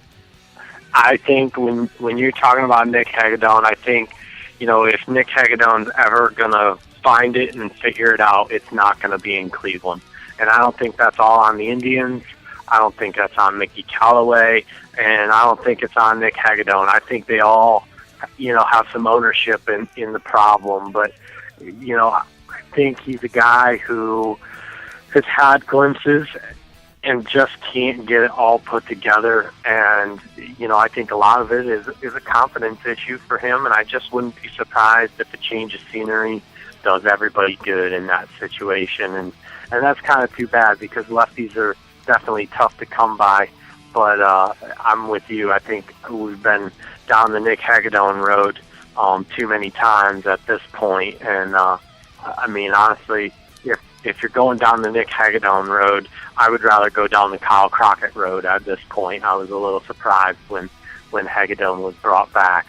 Yeah, me too. We talked about that. We'll see. Hey, man, Fri here this weekend, wrapping up the road trip with the Red Sox. Hopefully, as we said, they take a couple of these and you come home feeling good. You and I will talk next week, and we'll see. We'll talk a little Omar Vizquel. We'll talk about that Tigers series looming big, an opportunity to, perhaps, depending on where they are when that thing starts, who knows, man, you could climb yourself right up above the Tigers. So it's a big series coming up. I expect big crowds. I mean, obviously, Omar, and I think it's his jersey as part of the promotions there and everything else. So going to be a good time, man. But they got to get through this weekend. A lot bigger of a wet blanket on top of things if you take a 3-1 start to the road trip and you come back 3-7 on the road trip. So they need to take a couple here this weekend and come home so they can get that feel-good crowd and that feel-good feeling here this weekend. Mike, you enjoy. Happy Father's Day to you, of course, and you enjoy the Indians this weekend, and then we'll catch up next week and talk some more Tribe. Will do. Sounds good. Cameroon and Mexico 0-0 in the 59th minute. I know you're worried about that. Man, I'm riveted by the excitement right now, man. I tell you, hey, and that's no joke. Yesterday, somebody asked me what was the toughest sport, the athletes that were the biggest athletes. I said soccer. They just run up and down for 90 straight minutes, man. No, that's some cardio right there. But as far as watching it, I'm not the guy, man. I'm not the guy, man. I'll keep you updated. Yes, definitely. Let me know when that 0 score comes through. All right, Mike Brandenberry. That's when you know when you have a number for the 0 score, a specific number. It's 0. Anyways. But Mike, you have a good one. Enjoy the Father's Day weekend, and we'll catch up next week. You too, man. Take care. All right, my man, Mike Brandenberry. Check him out at didthetribewinlasttnight.com, on Twitter at didtribewin. We're going to take a break. When we come back, Jeff Gorman from Browns101.com joins us next, live here on the Sports Fix.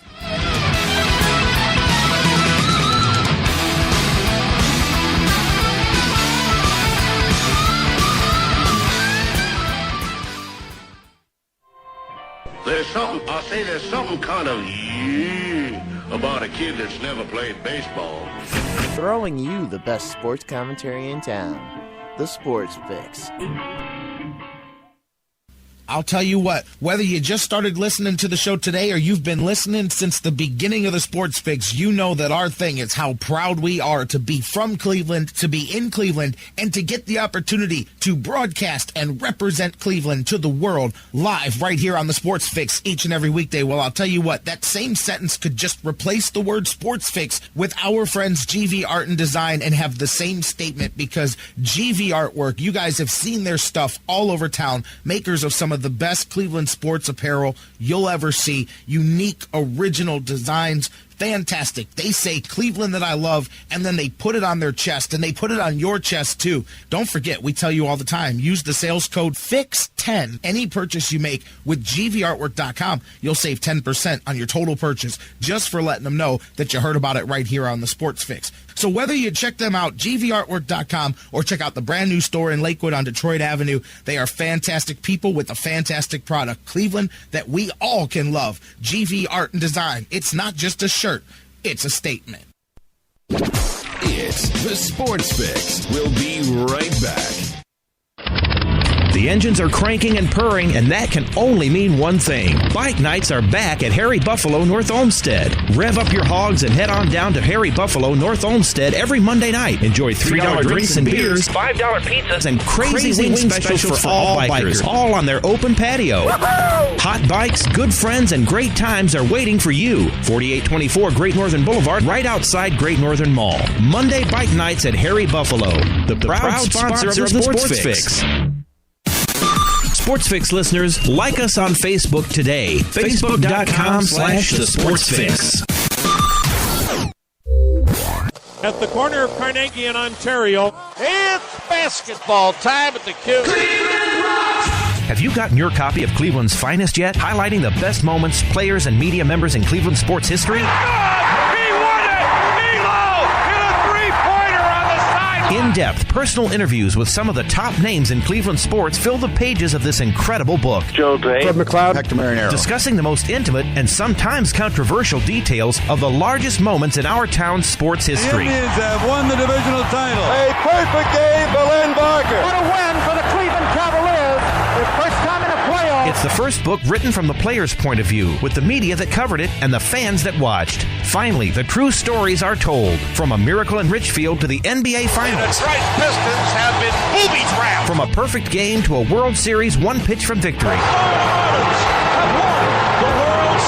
From a Wildcat High School dynasty to the golden days of the Browns, Barons, and Crunch, this book will change the way the entire sports nation looks at Cleveland. Cleveland, you will have an October to remember. Cleveland's Finest by Vince McKee is this year's must-have book for every Cleveland sports fan. Available now at Amazon.com. Get your copy today. Portions of the Sports Fix brought to you by Quick Lane at Valley Ford Truck, home of the low price tire guarantee. QuickLane.com/Valley Ford Truck.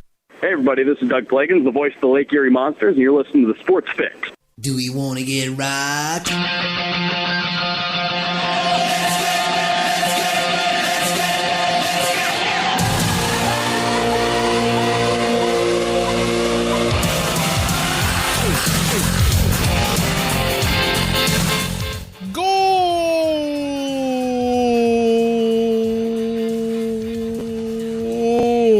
I could have tried to keep that going, but they do it better than I do. Mike Brandenberry says to let you know, Mexico with a goal on a rebound in the 61st minute there, baby. So we were just talking about it, and there you go. A little update on some World Cup action. Welcome back into the Sports Fix.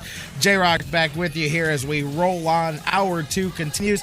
Thanks to those of you joining us here on the sportsfix.net, on TuneIn and Spreaker and Mixler and their radio apps live, and of course on digital delay 24/7 on iHeartRadio, iTunes, Stitcher Radio, SoundCloud, all the other platforms as well. What? I got the cat calls in the chat room for my goalie impersonation there, my announcer impersonation. But hey, welcome back in. We're going to go to the phone lines. We're not going to talk about football. We're going to talk about football, the Americanized version of the old football. And of course on Fridays that means we're talking to Jeff Gorman from Browns101.com. You can't get on the phones, but you can keep the conversation going. Facebook.com/thesportsfix.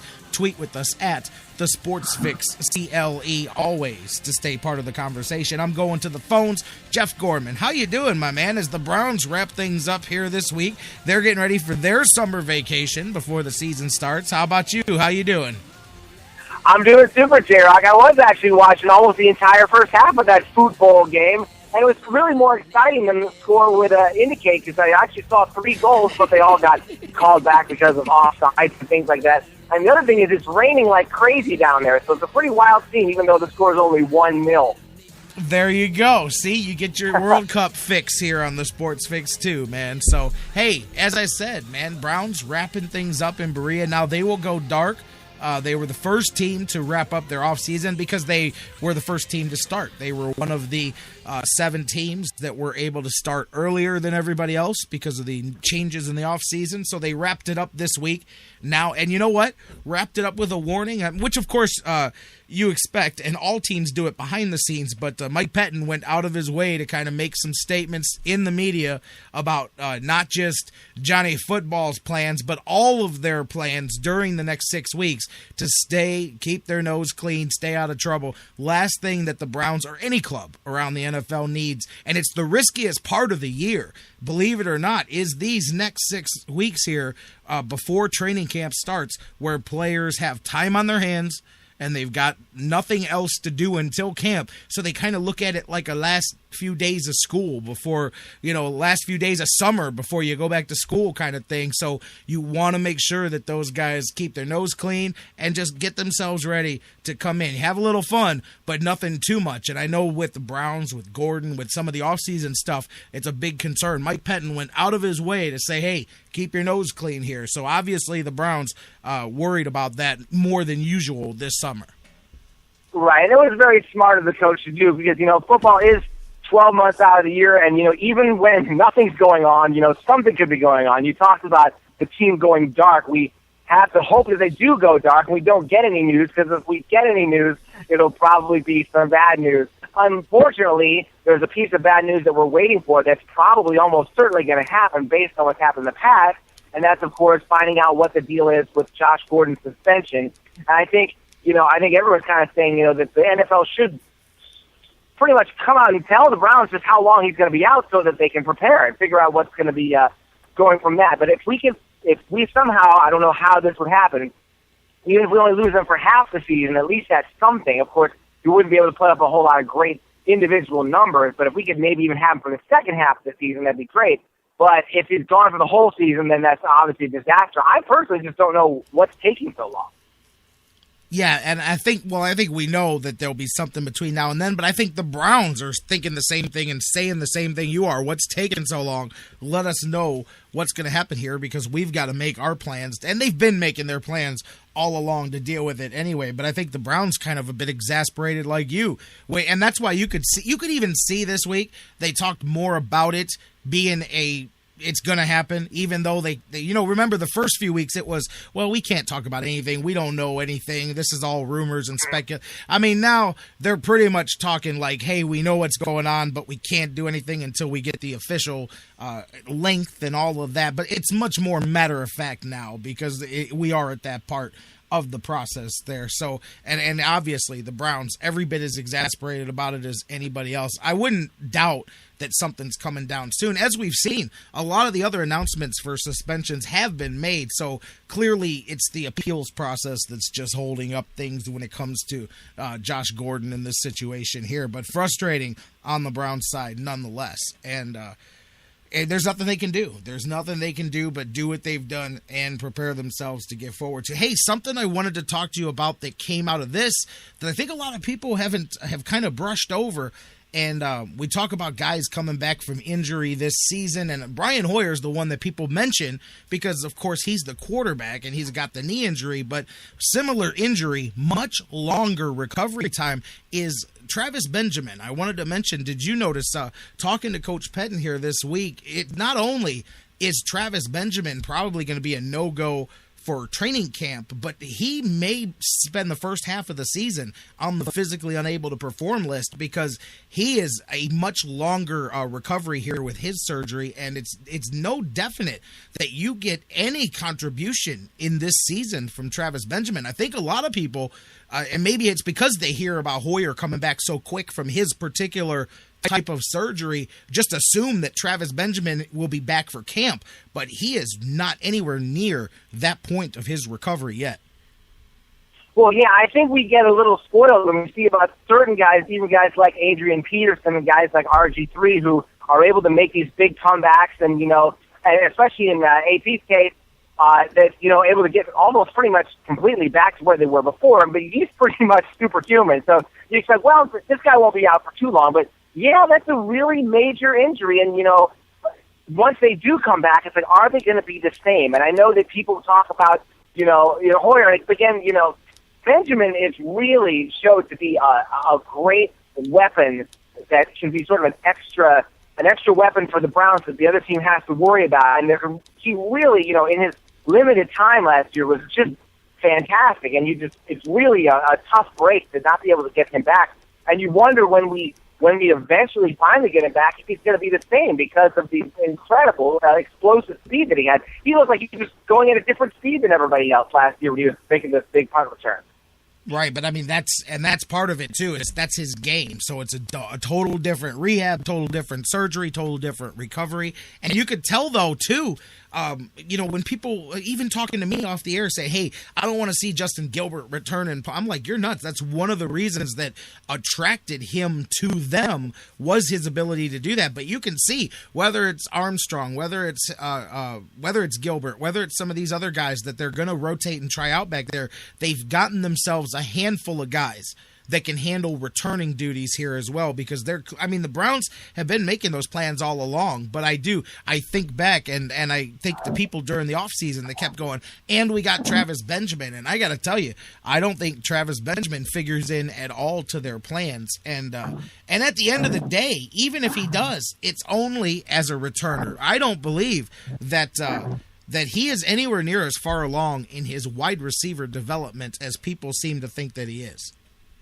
Oh, you're right. I think it would probably take at least another entire year just to get him up to speed and get him to be able to contribute as a wide receiver. It might be a situation where you get a guy like a long snapper like Ponsbury on that we used to have, someone who can really only contribute on special teams. But being so good as to be able to make it worth that roster spot. But, we just have to hope. It's like you said, it's going to be a long time before we see him back. And I had a little bit of a heart attack, too, when I heard them talking about having Gilbert return punts. Like, oh, gee, you don't want to do that. You invest one of the top 10 picks in the draft on a guy, and the last thing you want to see is to get him hurt, returning a punt. I mean, I would almost rather have a punt returner, just not do that great and not have any real big explosive punt returner, as long as we have, a guy who could possibly be, a great starting cornerback. That's a lot more valuable. I don't subscribe. Is Patrick Peterson not valuable? And he is also a hell of a returner too. I mean, you can do both. I don't necessarily subscribe to that. I'm not worried about a guy getting injured returning kicks. I mean, if a guy's going to get injured, there's a lot of ways to do it. I don't think that you're a higher risk, and I'm sure we could look up the statistics for this, but I don't think kick returners specifically run a higher risk of injury. I could be wrong about that, especially now in the way they've slowed down the game on the kick returns. They've slowed those guys back a little bit to where you're not the standing target that you were at one point in time. So I'm not necessarily in that bandwagon with you there. I think that's one of the things he's good at, and it's part of his skill set, So I think that Gilbert is definitely going to be one of the people that gets his shot in training camp and in those first preseason games to get a shot at that for sure. But I just wanted to update people on Travis Benjamin because I don't think a lot of people realized just how far his recovery still has to go, and that it's not only likely that he misses camp, but he very well. I mean, there was a lot of open talk about opening the season with him on the unable to perform list for at least the first. I think once you do that, you have to go through it's week 6 or week 8 before you can reevaluate the players. I think it's week 6, but regardless, you have to wait until you can reevaluate them and see if they can come back. And I think that's the way that they go with Travis Benjamin there too. Looking at some of the other notes from looking at camp here, and again, it's notes from things here, but some guys got some contracts signed. Terrence West, continuing to open up some eyes from people in the national media about what they see there. We've talked about already. I think that the Browns' running attack, I think he's got every bit as good of a shot as Ben Tate, man, to be out there running the ball from day one. But in today's NFL, there is not a primary back. Most teams don't have one. Most teams have 2 guys and then several other backups that rotate in as well. So, but I think he's going to be right in there with the ones. You and I both have loved him from the moment the Browns picked him up in the draft. Oh, yeah. I mean, this guy ran for 2,500 yards last year in college at Towson. And it's funny, there's been some back and forth just very recently between the two of them, not at the same time, but, Tate basically said, I'm pretty much the man. I'm in this running back scheme. No, I'm not really afraid of anybody else. That's pretty much my job. And West, when he was told about that, he was like, hey, I'm here to play, and I'm here to prepare like a starter and be a starter. So that's great. I mean, because obviously the way running backs are, one of them could very easily get hurt at a certain time, and you're going to need both. But, man, if we could keep both of those two healthy, you don't have to give Tate, 30 carries. You can mix it up a little bit and keep them both nice and fresh and really start to grind a team down in the third or fourth quarter. Obviously, this is a best-case scenario if everything's going right because, a lot of times in the past we had a hard time holding on to leads, and when you've got a good running attack, you can hold on to leads. You can, keep the clock moving, keep the ball on the ground, avoid anything disastrous. So hopefully, these two can push each other. And it's funny because they both kind of have something to prove. And you're getting a lot of that really all over the team. You have people who are getting a chance to prove themselves to be better than people thought of them before. Tate being behind Foster in Tennessee.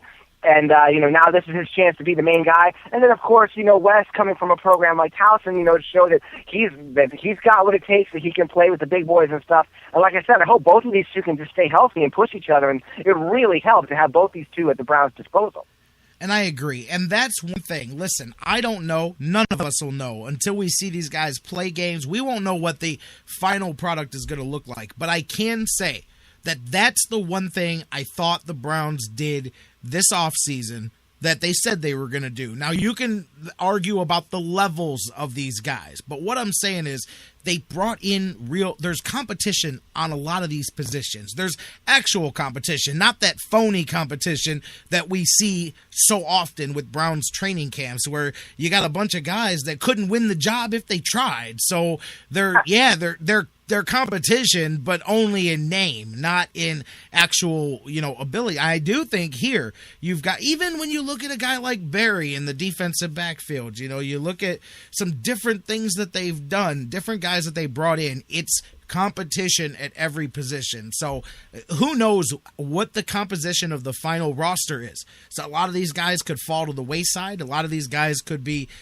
could prove to not have anything left in the tank. But that's nothing that says, oh, this is going to be a great Super Bowl team. That simply says that that's what they said that they were going to try to do in the offseason, was create competition at a lot of these positions. And I can honestly say, it does feel like they've done a good job of that, where at least you're going to get some battles in training camp. And if nothing else, that makes the guys underneath them better. Even if Joe Hayden, and I'm not doing the Joe Hayden argument right now, but if Joe Hayden is to the Browns their number one guy, there's never been a second that Joe Hayden has played for the Browns that he is worried about any other defensive back that they've had there. Never. It's always been, hey, I got my spot. Everybody else is fighting for number two. Now, I'm not saying that there's anybody competing with Joe Hayden, but at least now they drafted another high cornerback draft pick. They drafted Pierre Desir. They brought in, different free agents. They've brought in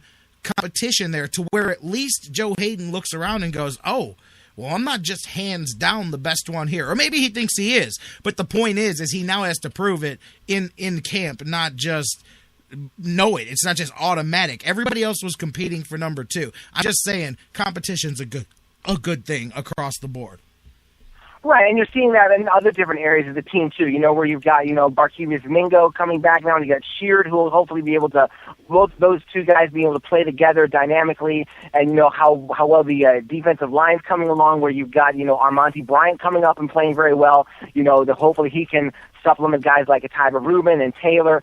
So it's taking a while, but you're gradually, like you said, starting to see more talent. And of course, when you finish as badly as the Browns have the last few years, you should be, eventually accumulating some talent, stockpiling it from the draft, and then, getting some people when we have all this salary cap space that the Browns have had as well. And, sometimes it might take 2 or 3 years, but hopefully eventually you get a situation where you've got some quality people, not just starting, but underneath them, because, as time and attrition goes on, you're going to need people, to play those last few games that can compete and can win. So, you're right. I think we're slowly starting to see the overall level of talent rise on this team, but they're really a long way to go, and it's gonna take a lot of doing. And I know people say a lot of the headlines, but really a lot is going to come down to Gordon, who they're probably going to lose. And if we can have somebody, a quarterback, who can accomplish something, and we just have to hope that somebody can be healthy and productive at quarterback, because it all starts there, basically. Absolutely, and Jerry and I were talking about that last night. I mean, and I mentioned on the show yesterday how you really can hear even the national media. I mean, J-Rocc, these guys, Mayock, have come in. They've watched the quarterbacks throw the ball, and they go, "Wow, I didn't realize that Brian Hoyer was that far ahead." You know what I mean? And it doesn't matter. I was talking to Jerry last night, and I said, "Look, it doesn't matter because." I love Brian Hoyer. I think he starts the season. I don't think he plays all 16 games because who does? That's the point that people miss. Everybody thinks it's a one versus the other. Who plays all 16 games at the quarterback position nowadays? A small percentage of the guys. It's just the nature of the faster, stronger, bigger defensive players. I mean, it happens. So both guys are going to play. Both guys need to play well. There's going to be games where they both play in the same game, not against each other, not this whole, because it's not. Once you get to camp, once camp part is over, once a starter has been decided, then it's not me versus him. It's not A versus B. It's A and B, both a part of the team. And there's going to be times that they run packages where they specifically bring in Hoyer to run, bring in Manziel just to run specific packages with bootlegs and rollouts to get his feet wet and also to throw a different weapon. It's like having the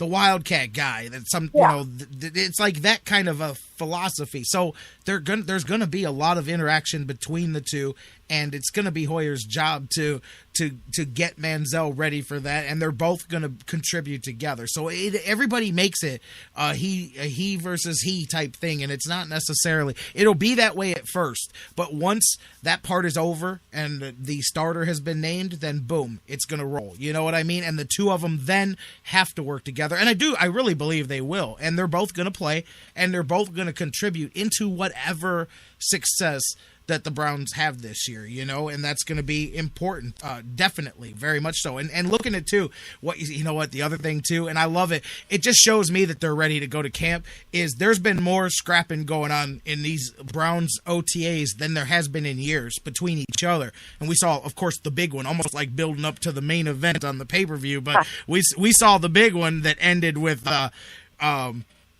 Gilkey and Phil Taylor throwing bombs and haymakers at each other, and Phil Taylor goes over a couple of guys trying to get at him, and obviously you don't want to fight each other, but my point is you like to see that they're like, you know what, let's get this over with, man. We're done with let's go play some football. And you like to, if nothing else, it shows you the type of coaching staff that you have. You got the kind of coaching staff that builds a mean team, a team that doesn't even like each other. And at points that's good in football. You obviously form your camaraderie in camp, but that's part of the competition. That's part of that. I like it. It shows you that you've got a defensive head coach, because I think that's where you get a team that's a little more snapping at each other in practice, is when you have that defensive, hard-nosed type of head coach. Not saying it's a good thing or bad thing when it comes to how many games they win this season, but it's a definite attribute this team has.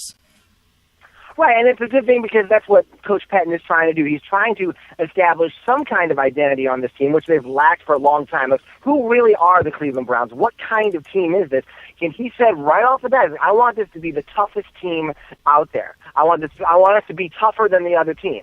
And that's going to play into effect as far as the whole way that they structure things on defense, and the way that they attack other teams, and they try to get that kind of a mentality, and that's good. They talk about playing like a Brown, about being tough. Of course, that's all a bunch of words right now, but if we can actually see them, really start to wear people down, physically and mentally in the fourth quarter, especially if it's, late in the season, if it's a game in Cleveland where it's a close game, if we can kind of out-tough them, maybe make the big hit that the other team doesn't make, then that's when that's going to be paying dividends. I just like the fact that there's an effort, that somebody's trying to make the Browns tough or fast or, strong, or just some kind of attribute to attach to the team, and just get everybody all on the same page. You want to pick tough? Great. The football team should be tough. Let's all try to be tough. So I like that. I like that there's an effort being put towards that, and it seems like you were saying, it seems like it's just starting to catch on. I love it. And people, I see Bruce in the chat room. It's funny when you say play like a Brown. That's going to be a punchline until they start winning some games. I get the mentality behind what they're saying, and they mean play tough, play physical, play, AFC North style football. But until you have more than a string of 4-12, 5-11 seasons in front of you, then it's the punchline of a joke, And hey, right, and that's where they're going to have to do it on the field. End of the day, in about 6 weeks from now, baby, they'll be doing that, and we'll have some real football to talk about. But last thing I want to bring up to you, since we were talking about the quarterbacks, this isn't really a big discussion, but man, doesn't it just kind of hit you right in the heart to see Bernie Kosar wearing the wrong color orange with the navy blue to go with it, seeing him over there helping those guys in Bears camp. I brought it up a little bit yesterday, but to me, it's like, hey, brother wants to coach, and he wants to coach for you. If you're not going to do it, though, he's going to go where the work is, and right now the work was the opportunity to go work with the Bears, but it doesn't change the fact that it sucks knowing that that's an asset that, in all honesty, belongs here, should be here, but it's not. I don't begrudge him, but it still stings to see that and know that. But you knew it was going to happen. I mean, and coincidentally, it happens this offseason. That's not a coincidence. Right, and I'm very happy for him, but it's just terrible. It was terrible to see him be with when he played, and he had to play with the Dolphins for a while, had to play with the Cowboys for a while, but of course... He won a ring with the Cowboys, baby. Yeah, he engineered that clock play that the Dolphins used to score a touchdown, where they did the fake grounding the ball, and then Marino threw a touchdown. And then, of course, he was able to get a ring, which he certainly deserved with the Cowboys. I hope that he really does something impressive over there, to the point that I don't think that he really should have anything to prove as a coach or as a football mind or even as an announcer. But I hope that he does something that impresses the people in the people running the Browns so that they eventually bring him back, because he certainly deserves to be here. It's just like you said, it's a shame for him to be anywhere else but in Cleveland. I disagree about the to prove, only because as a coach, and we talked yesterday, it's just like Omar having to go do what he's got to do.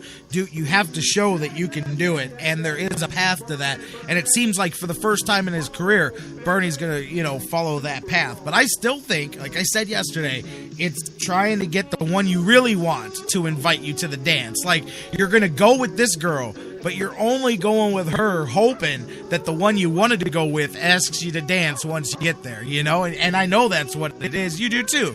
That's what it is, because exactly. Bernie at heart is a Cleveland Brown through and through, and that's where he wants to coach. But it just stinks. You see him in orange, you see him as a coach, but it's blue and orange, not brown and orange. Bernie. And Bruce put it perfectly in the chat room yesterday. This town bent Bernie over, not this town, but the franchise bent Bernie over twice in his career, and he still wants to stay here, man. He loves the Browns, and the Cleveland loves Bernie. But Jeff Gorman, Browns101.com, he's not going on a break. He'll be here next week. We'll talk Indians on Tuesday. We'll talk some Browns. I'm sure, even with the off time, there'll be some stuff to talk about. The NFL is pretty good at that. So you and I will talk Browns on Friday and Tribe on Tuesday. Sounds good. Can I make a quick plug? Yeah, and I'm just kidding. Go ahead, man. Yeah. Oh, thank you. Well, if you want to, we talked about fighting. If you want to watch some fights this weekend, you can go down to Moose Island tomorrow night, which is down in Midvale, Ohio. It's kind of down in the New Philadelphia area. We're going to have a big MMA show called Cage Madness 29. I'll be calling the action. I'll be interviewing the fighters in the cage. It's going to be tomorrow night at 6:30 down at Moose Island. And if you want all the info, just go to the Facebook page called MMA Akron, and all the info will be right there. And I hope we see you at the fights tomorrow. All right, there you go. Check it out. Cage Madness, Jeff Gorman. Jeff, you have a good one. Have a good weekend. Enjoy the fights, and we'll catch up on Tuesday. Okay, you too, and happy Father's Day. Thank you. You too. Happy Father's Day to you too, my man. Totally forgot all about that. Happy Father's Day, my man. Have a good one. You too. All right, we're going to take a break. Don't go anywhere. When we come back, we wrap things up with Doug Plagens, voice of the Gladiators, coming up next here on the Sports Fix. Cody and Bab, the rich and Bay. Give Bernie some time, he'll make the big play. He's got style and class at age 23. The MVP of the AFC. Bernie, oh yeah, how you can throw. Yeah, Bernie.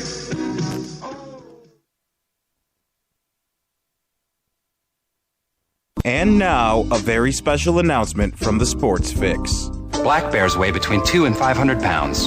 Brown bears weigh between 300 and over 1,000 pounds. Black bears run away from you. Brown bears run at you.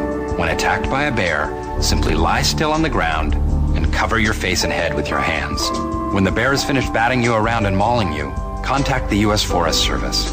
And that was a message from the Sports Fix. Guys, want to take just a second as we head into this break and remind you about the official business printing source of the Sports Fix, our friends at Signs and Ship. Signs and Ship, I'm telling you, Chris and Pam, they've taken care of me since day one, and they can do the same for you. Whether you're a small business that's already been established and you're looking to grow to that next level and expand your business, or perhaps you've got an idea that you just know is going to be a great business and you need to figure out how to brand it and how to promote it and put it out there, Signs and Ship is the place for you. If you need a logo, they can create one for you. They have a fantastic graphic designer. Business cards, signs, banners, yard signs, mobile advertising, anything you can think of that you need to promote your business, they've got it at Signs and Ship. The best thing about them, too, is each of their locations, whether it's the home base here in Elyria, Ohio that I work with, or their spots in Virginia, Florida, and Pennsylvania, it's all local sourced. Very important to me because we all understand that small business is the lifeblood of the community. So check them out, signsandship.com, or call Chris and Pam today, 440-323-6060, the home office in Elyria, Ohio. Signs and Ship, quality printing at affordable prices. It's an addiction. The Sports Fix. We'll be right back. No football? No problem at Harry Buffalo North Olmsted. The excitement never stops. Every day of the week brings a different set of food and amazing drink specials. And now,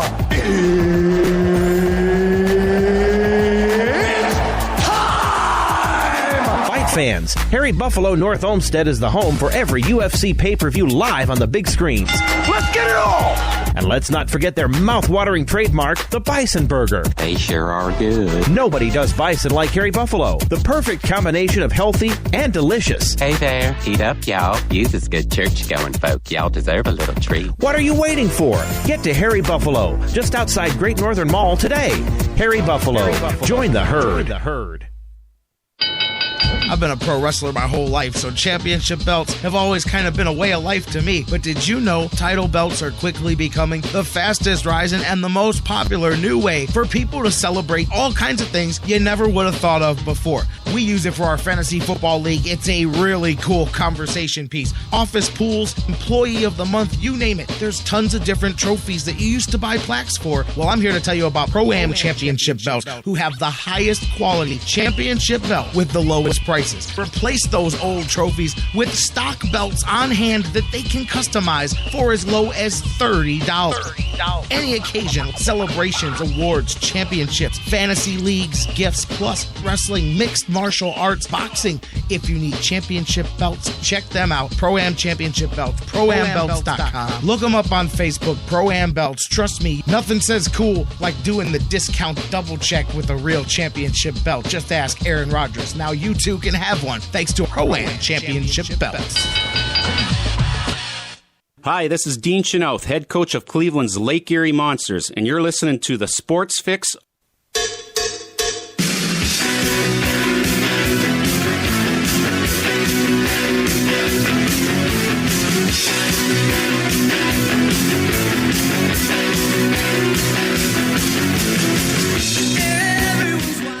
Welcome back to the Sports Fix Live here on the sportsfix.net as we are wrapping things up. We've still got one more segment to go. My man Doug Plagens is going to join us in just a moment from the Monsters, from the Gladiators. He's here with us today to wrap up the week. Man, everybody's running for the weekend here. I'm heading out of here, getting off the air, shooting to the airport, going down to Atlanta for the weekend. I know Doug's got football going on this weekend. There's, like I told you guys at the beginning of the show, I mean, worldwide, big picture, there is something for everybody going on in sports right now. Whether you're kicking football, the football, as we say, you got the World Cup, you got, championship culminations in basketball and in hockey, and there's golf, there's tennis, there's racing, there's, you name it, got spotlight events. It's a hell of a time to be a sports fan here. Pretty much the only people that wouldn't be happy would be if you are strictly a football fan, and even then, there's something going on. They might be wearing shorts, but they're doing it there. So, it's everybody's happy right now. Welcome back into the Sports Fix. J-Rocc back with you guys here as we head into the final segment of the show. As I said, about to talk a little bit of Gladiators and some hockey with my man Doug Plagens. He joins us every week from the Lake Erie Monsters and the Cleveland Gladiators. Doug, how you doing this afternoon? I'm doing great. How can I not be? Because you led me in with such a feel-good tone.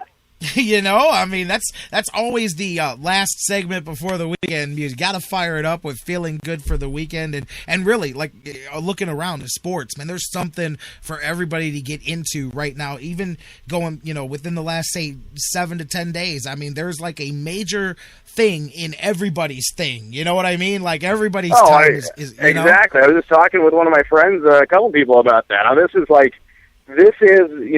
best time of the year, really, to be a sports fan. I don't think there's any question about that. I think a lot of people would say the lowest time of the year. There are some other times when there's just not a ton of stuff going on. You're in the dog days of season. But right now you've got the playoffs in a couple of sports. You've got, the Gladiators are 10-1, trying to be 11-1 tomorrow. Yeah. Everybody's talking about the NFL because that's just how things work. And baseball's picking up, obviously. We have the races starting to take shape, even though it's only June. This is when you start to see things really taking shape, taking form. And the races we're going to be keeping an eye on as the season goes on. So you hit it on the head there, buddy. Lots going on across the entire sports world. And a lot going on right here in Cleveland as well. Absolutely. Indians, they're on the road, but they're coming home. They got a big series coming up here in Detroit. And I know it's early, but yeah, a lot going on. You guys, Gladiators, talking about big things going on. How about humongous, as in the score last week? We talked about looking ahead to that Iowa Barnstormers game. Gladiators outdo themselves. 86 points in an 86-49 victory over Iowa last week. Yeah, if you just looked at the box score, you might have thought they played a basketball game, but that was not the case. The Gladiators scored 86 points. That was a franchise record. It was more than any other team has scored in a single game in the Arena Football League this season. And to be honest with you, there were times in the fourth quarter when I had it going through my head. I'm thinking, okay, if they intercept the pass and get some good field position here at some point, we could be sniffing triple digits, which has honestly never happened in an Arena Football League game before. 99 is the all-time record for the league, and they could have, a couple more strokes of luck, and they could have gotten there in that game. But it was a full team effort. You saw the defense setting up the offense with great field position. The kick return game was on. The kicker, Aaron Petrie, was putting the kickoff exactly where they needed to be to help the Gladiators ultimately get the field position they were getting. Everybody who threw on a jersey in that game chipped in that big victory, 86-49, and we were talking about how the big theme of the game was going to be how do the Gladiators bounce back from their first loss of the season the previous week. They were going into last week 9-1. I guess they bounced back, I'd say pretty good, to say the least, scoring 86 points against a team that does have 6 wins on the campaign. The Iowa Barnstormers, they're 6-3 against the rest of the league and 0-3 against the Gladiators, so they're probably thankful that they're done with the Gladiators. But the games continue. The Gladiators go in tomorrow against New Orleans at the Q, 7 o'clock. The game starts, and New Orleans has been struggling quite a bit, to say the least. So it'll be interesting to see how tomorrow's game plays out. And if you're the Gladiators, you're going up against a 2-9 team, and they're going to be playing with that nothing to lose mentality. So we'll see how the Gladiators bounce back or I guess keep things going, I should say, after last week's huge victory over Iowa against a struggling New Orleans team tomorrow. And while the Voodoo aren't exactly the best team on the field, I will say probably one of my favorite logos, not just in the Arena Football League, but in all of sports. I'm with you there, too. I love the guy with the slash top hat there in the middle of it, man. Like, I'm with it. I like their logo. For sure, man. The Voodoo. You got to love that. You got to love a team named the Voodoo just to begin with, And I'll tell you, Shane Austin, we talked about him. You say bouncing back. No team that plays the Gladiators better hope they hear the phrase bounce back in there based on what they did last week. 9 touchdowns he was a part of, 7 passes and 2 on the ground. 86, that was the Gladiators. Not the Arena League record, but that was the Gladiators team record, right? Gladiators team record and the most that was scored in an Arena League game this season. You said you hit it on the head. I mean, Shane Austin bounced back. He had a 4-interception game the week before, which is definitely not the norm for him. Came back, and he was just spot on in that game. Threw for 7 touchdowns, ran for 2 more. The Gladiators had a kick return for a touchdown in that one. They just had contributions from all over the place. And it was just, to be honest with you, it was a total dismantling of the Iowa Barnstormers in that game. And you could see they were deflated by the end of it. The Gladiators they had an answer for everything that Iowa tried to do in that game, and they scored every time they touched the ball.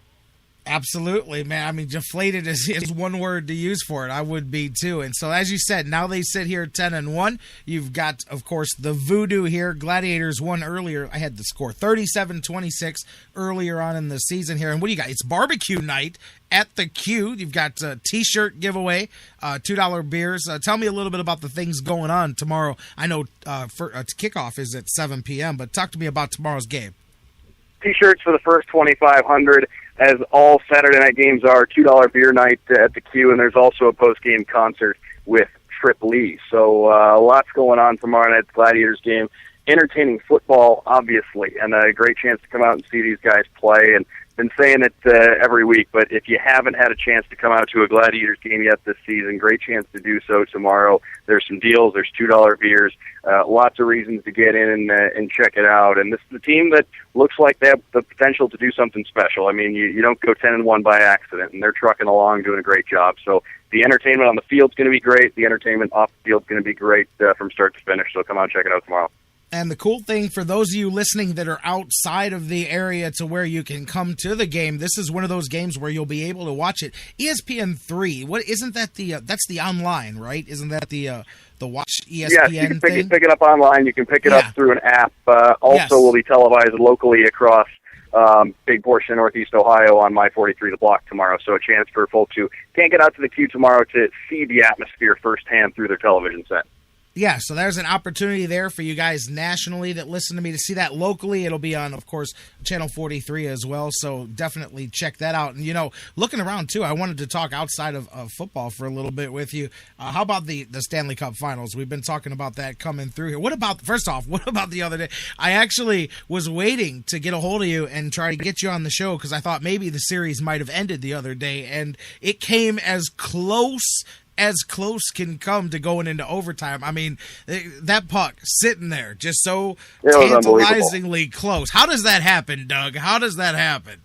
Well, I'll tell you a couple things. Hockey's a funny game. And as we're seeing right now, it's the toughest sport to sweep an opponent in a 7-game series because right now there hasn't been a sweep in the Stanley Cup Finals since the Red Wings swept the Capitals in 1998, and it's the longest such streak in any of the sports that have a championship series, the longest streak without a sweep. So you're seeing just how tough it is to dispose of teams in the Stanley Cup Finals when you get to this point. What we're also seeing right now, and if you look throughout the series, there have been stretches where the LA Kings have gotten the bounces, and they didn't get the bounces or the rolls, I should say, the other night against the Rangers when those pucks were just stopping on the goal line. But hockey's a funny game. When you have things on your side, you earn your bounces. You earn the luck that you get. Call it puck luck in the game, but you earn that. And when you're playing well, things tend to go your way. And in that game, you just had the feeling New York Rangers were if they're going to go down in this, they're going to go down swinging. They weren't going to get swept. They played the game they needed to play to get things going their way again in this series. Now they still have a ton of work to do. They're down 3-1 against a team that's won 3 Game 7s and a race to 3-0 deficit here in the playoffs back in round 1 in LA. That's definitely a seasoned championship team, to say the least, based on what they did a couple of years ago. So they're going to be a tough out. Winning 3 games against LA, certainly easier said than done, but you win that first one, sometimes that's the toughest one. The next game here is going to be a huge one. And then, if the Rangers can get this thing to 3-2, all of a sudden you have to just throw everything out because this could get real interesting. I know you and I talked about before the season started, or the series started rather, that we didn't see this thing ending in fewer than 6 games.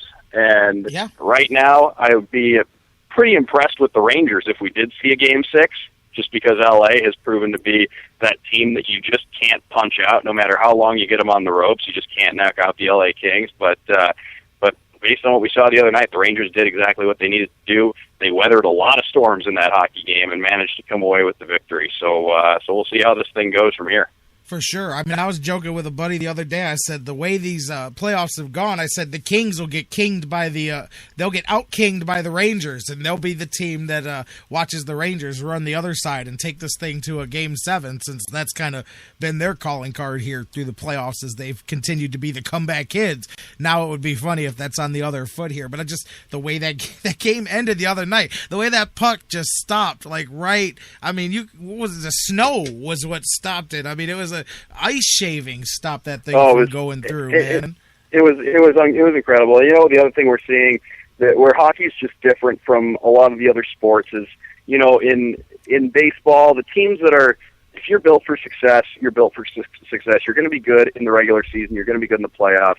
Basketball, same way. Hockey, though, there are teams that are very good in the regular season. Pittsburgh Penguins and the St. Louis Blues this season were prime examples of this. But there are some teams that are just built to wear you down in 7 games, and that's the LA Kings. I mean, it's not always pretty. It doesn't always need to be a beauty contest, especially in the Stanley Cup playoffs. And the Kings are that team. If you want to get into a finesse game, they've got the horses to do it. If you want to get into a grinded-out game, they can do it. If their defense is lacking, they arguably have the best goaltender in the world in Jonathan Quick. So, I mean, regardless of what kind of game you want to get into, the LA Kings can accommodate your request, and they're probably going to be the team that comes out on top. Well, next opportunity there for the Rangers to chip away at that lead. It's tonight. That puck drops at 8. So assuming that series goes on, then we'll talk next week about it, or perhaps it's over, and we'll talk about that too. I know over in the AHL, was it 2-1? The Stars have the lead, I believe, through 3 games over there with the St. John's Ice Cap. So it looks like that's going to be a pretty competitive championship for the Calder Cup there in the AHL as well. So by the time you and I get back together next week, we'll have a couple of things there, maybe a couple of champions to talk about. The latest Gladiators game as well, too, will be in the bag, as they say, so to speak. So a lot of things going on. And really, and you know what? We talked about all the different sporting events. Somebody told me earlier, we were joking around about the Mexico and Cameroon game. I'm just now seeing some pictures. I don't know if you've seen, Doug, but they said it was pouring rain on this thing. And I'm looking at some of these still shots. And, just seeing the rain, I'm like, wow, I wish I could have seen a few clips of this in person. I'm going to look up after the game. But was it 65 minutes before somebody scored a goal and 1-0 there in the rain? Just some of the pictures I'm seeing, amazing here. Even though I'm not the guy for soccer, I will never take away from those that do love it what they've got there. It's just not my thing, but it is amazing. And that's some pretty interesting looking visuals coming out of that game. I'm definitely not your one-stop shop for soccer knowledge. That's one sport it. I guess, for better or worse, has escaped me a bit over the years. But I did hear one very interesting thing. I saw this on Twitter. Apparently, the last time Brazil lost a competitive home game, nobody on their current national team was born. So I guess if anything speaks to the success of a team, that would be it. You know it, man. I'll tell you, I got it too. And I'm not the soccer guy. The only thing I know about this is that I know that the coach of the U.S., Klinsmann is his name, Jurgen Klinsmann, said that my team cannot win the World Cup. And I have never heard a coach come out and say that about a team. It's one thing to think it, but I've never really heard a coach come out and say, it's not realistic to think we're going to win this thing. I know you're just trying to temper people's optimism. That wasn't quite J-Rocc near Vince Lombardi there. You know what I mean? Like, I get it that you're trying to temper people's expectations, and then your own players are coming out going, "Hey, man, we got just as much of a chance as I guess where you look at it is, how many times we're all thinking it. NCAA basketball tournament starts. You've got the 16 seed going up against the 1, and everybody knows. Okay, if this 16 beats the 1, we may as well. The world just stopped. Yes, but no coach is going to go into that tournament and say that his team doesn't have a chance because his kids just went through a lot to get there. And when you get to that tournament, crazy things happen. Throw it all out. Play the game. But never say that publicly. That's what amazed me most. Not that he believed it, that he said it in the media. Like, look, man, we're not going to win this thing, so let's just be real about it. Hey, well, that's one way to lower expectations. That's for sure. I did. I caught some late night last night, and Jimmy Kimmel had a field day with that one. Well, you should. It's the dumbest statement I've heard a coach make in a long time, man. Like, I'm telling you. And like you said, J-Rocc, that man is not. That's for sure. But, hey, Doug, you got a busy weekend this weekend. We'll catch up next week. We'll talk some hockey. We'll talk some Gladiators and all of that stuff, man. And, of course, as always, thank you for joining us here this weekend. Looking forward to catching up with you next week. Sounds like a plan. Thanks for having me. Enjoy Atlanta. We'll talk to you later. You too, my man, Doug Plagens, voice of the Monsters, voice of the Gladiators, and with us here every week on the Sports Fix. Always a good time to have him. Man, we are up against it. I've got to get bags packed. I've got to get headed to the airport. I am headed to Atlanta. I told you guys I was going to tell you guys about this weekend. Actually, I'm a professional wrestler. I've done that for the last 15 years. We talk about it a lot here on the show. And I'll tell you what, I just saw the message. I apologize. Doug Plagens, my man who's still listening. 30 seconds ago, I forgot to say, your Charles Morgan in the chat room reminded me on air, of course, off the air I did, wanted to wish you a happy birthday, my man, Dougie P. Happy birthday earlier this week, belated from the Sports Fix. See, I got a million things here. I'm trying to organize it, and I feel bad. Charles Morgan, thanks for being my conscience over there in the chat room. Doug Plagens had a birthday earlier on at the beginning of this week. So happy birthday, Doug, and enjoy the game. We'll catch up with you next week. But getting ready to head out. I'm going to Atlanta about 3 or 4 years ago. I ended up being involved in some stuff, wrestling stuff, real life stuff that ended up being nationally publicized. It was on TMZ and all kinds of. It was a dark day in the life story of Jake the Snake Roberts, of course, WWE Hall of Famer, big star, big time star in the world of pro wrestling. They're doing a documentary about the resurrection of Jake Roberts, I think is the name of it, or something like that, and his recovery and rehab, because one of his darkest moments I happened to be a part of during his career. He had problems with drugs and alcohol and all of that. So I am going down to Atlanta to sit down with Diamond Dallas Page, a former professional wrestler, and Jake Roberts, and the film crew for this documentary, and I'm going to record some sit-down interviews that will be a part of this. It's going to be a national release. It's going to be released with the Sundance Film Festival and some stuff, so when I have more details, I'll tell you guys about it. But anyways, so I'm going to go, and I got to get back for Sunday because it's Father's Day. My son's over here looking at me because I've been messing with him, telling him that it's Brother's Day, not Father's Day. But told him I had to be back, so they're flying me back so that I get back in Cleveland about midnight tomorrow night so that I can be here for Sunday. So I got a busy next couple of days in front of me, and then we'll be back here before you know it. It'll be Monday. John McMullen will be back in the house. Who else is with us on Monday? John McMullen, Dan Wismar will be here. As always, you guys will be here. We may be talking about some new NBA champions here, new NHL champions. I mean, there's a lot of things that could happen over the weekend here. A lot to talk about. Gladiators will play Indians. Hopefully they come out, take a couple here this weekend, as I said, and get that feel-good feeling coming back for the homestand. So whatever it is that you're into, and as we said, there is no shortage of things for sports fans to get into this weekend. Have a good time with it. Don't forget, of course, Father's Day this Sunday. Enjoy that, and come back here Monday and talk to us live. Same bad time, same bad channel. Where else but here on the Sports Fix? Matter of fact, that's my usual sign-off, but I got to change things up a little bit today because I promised a little bit of airtime to somebody, so come on over here.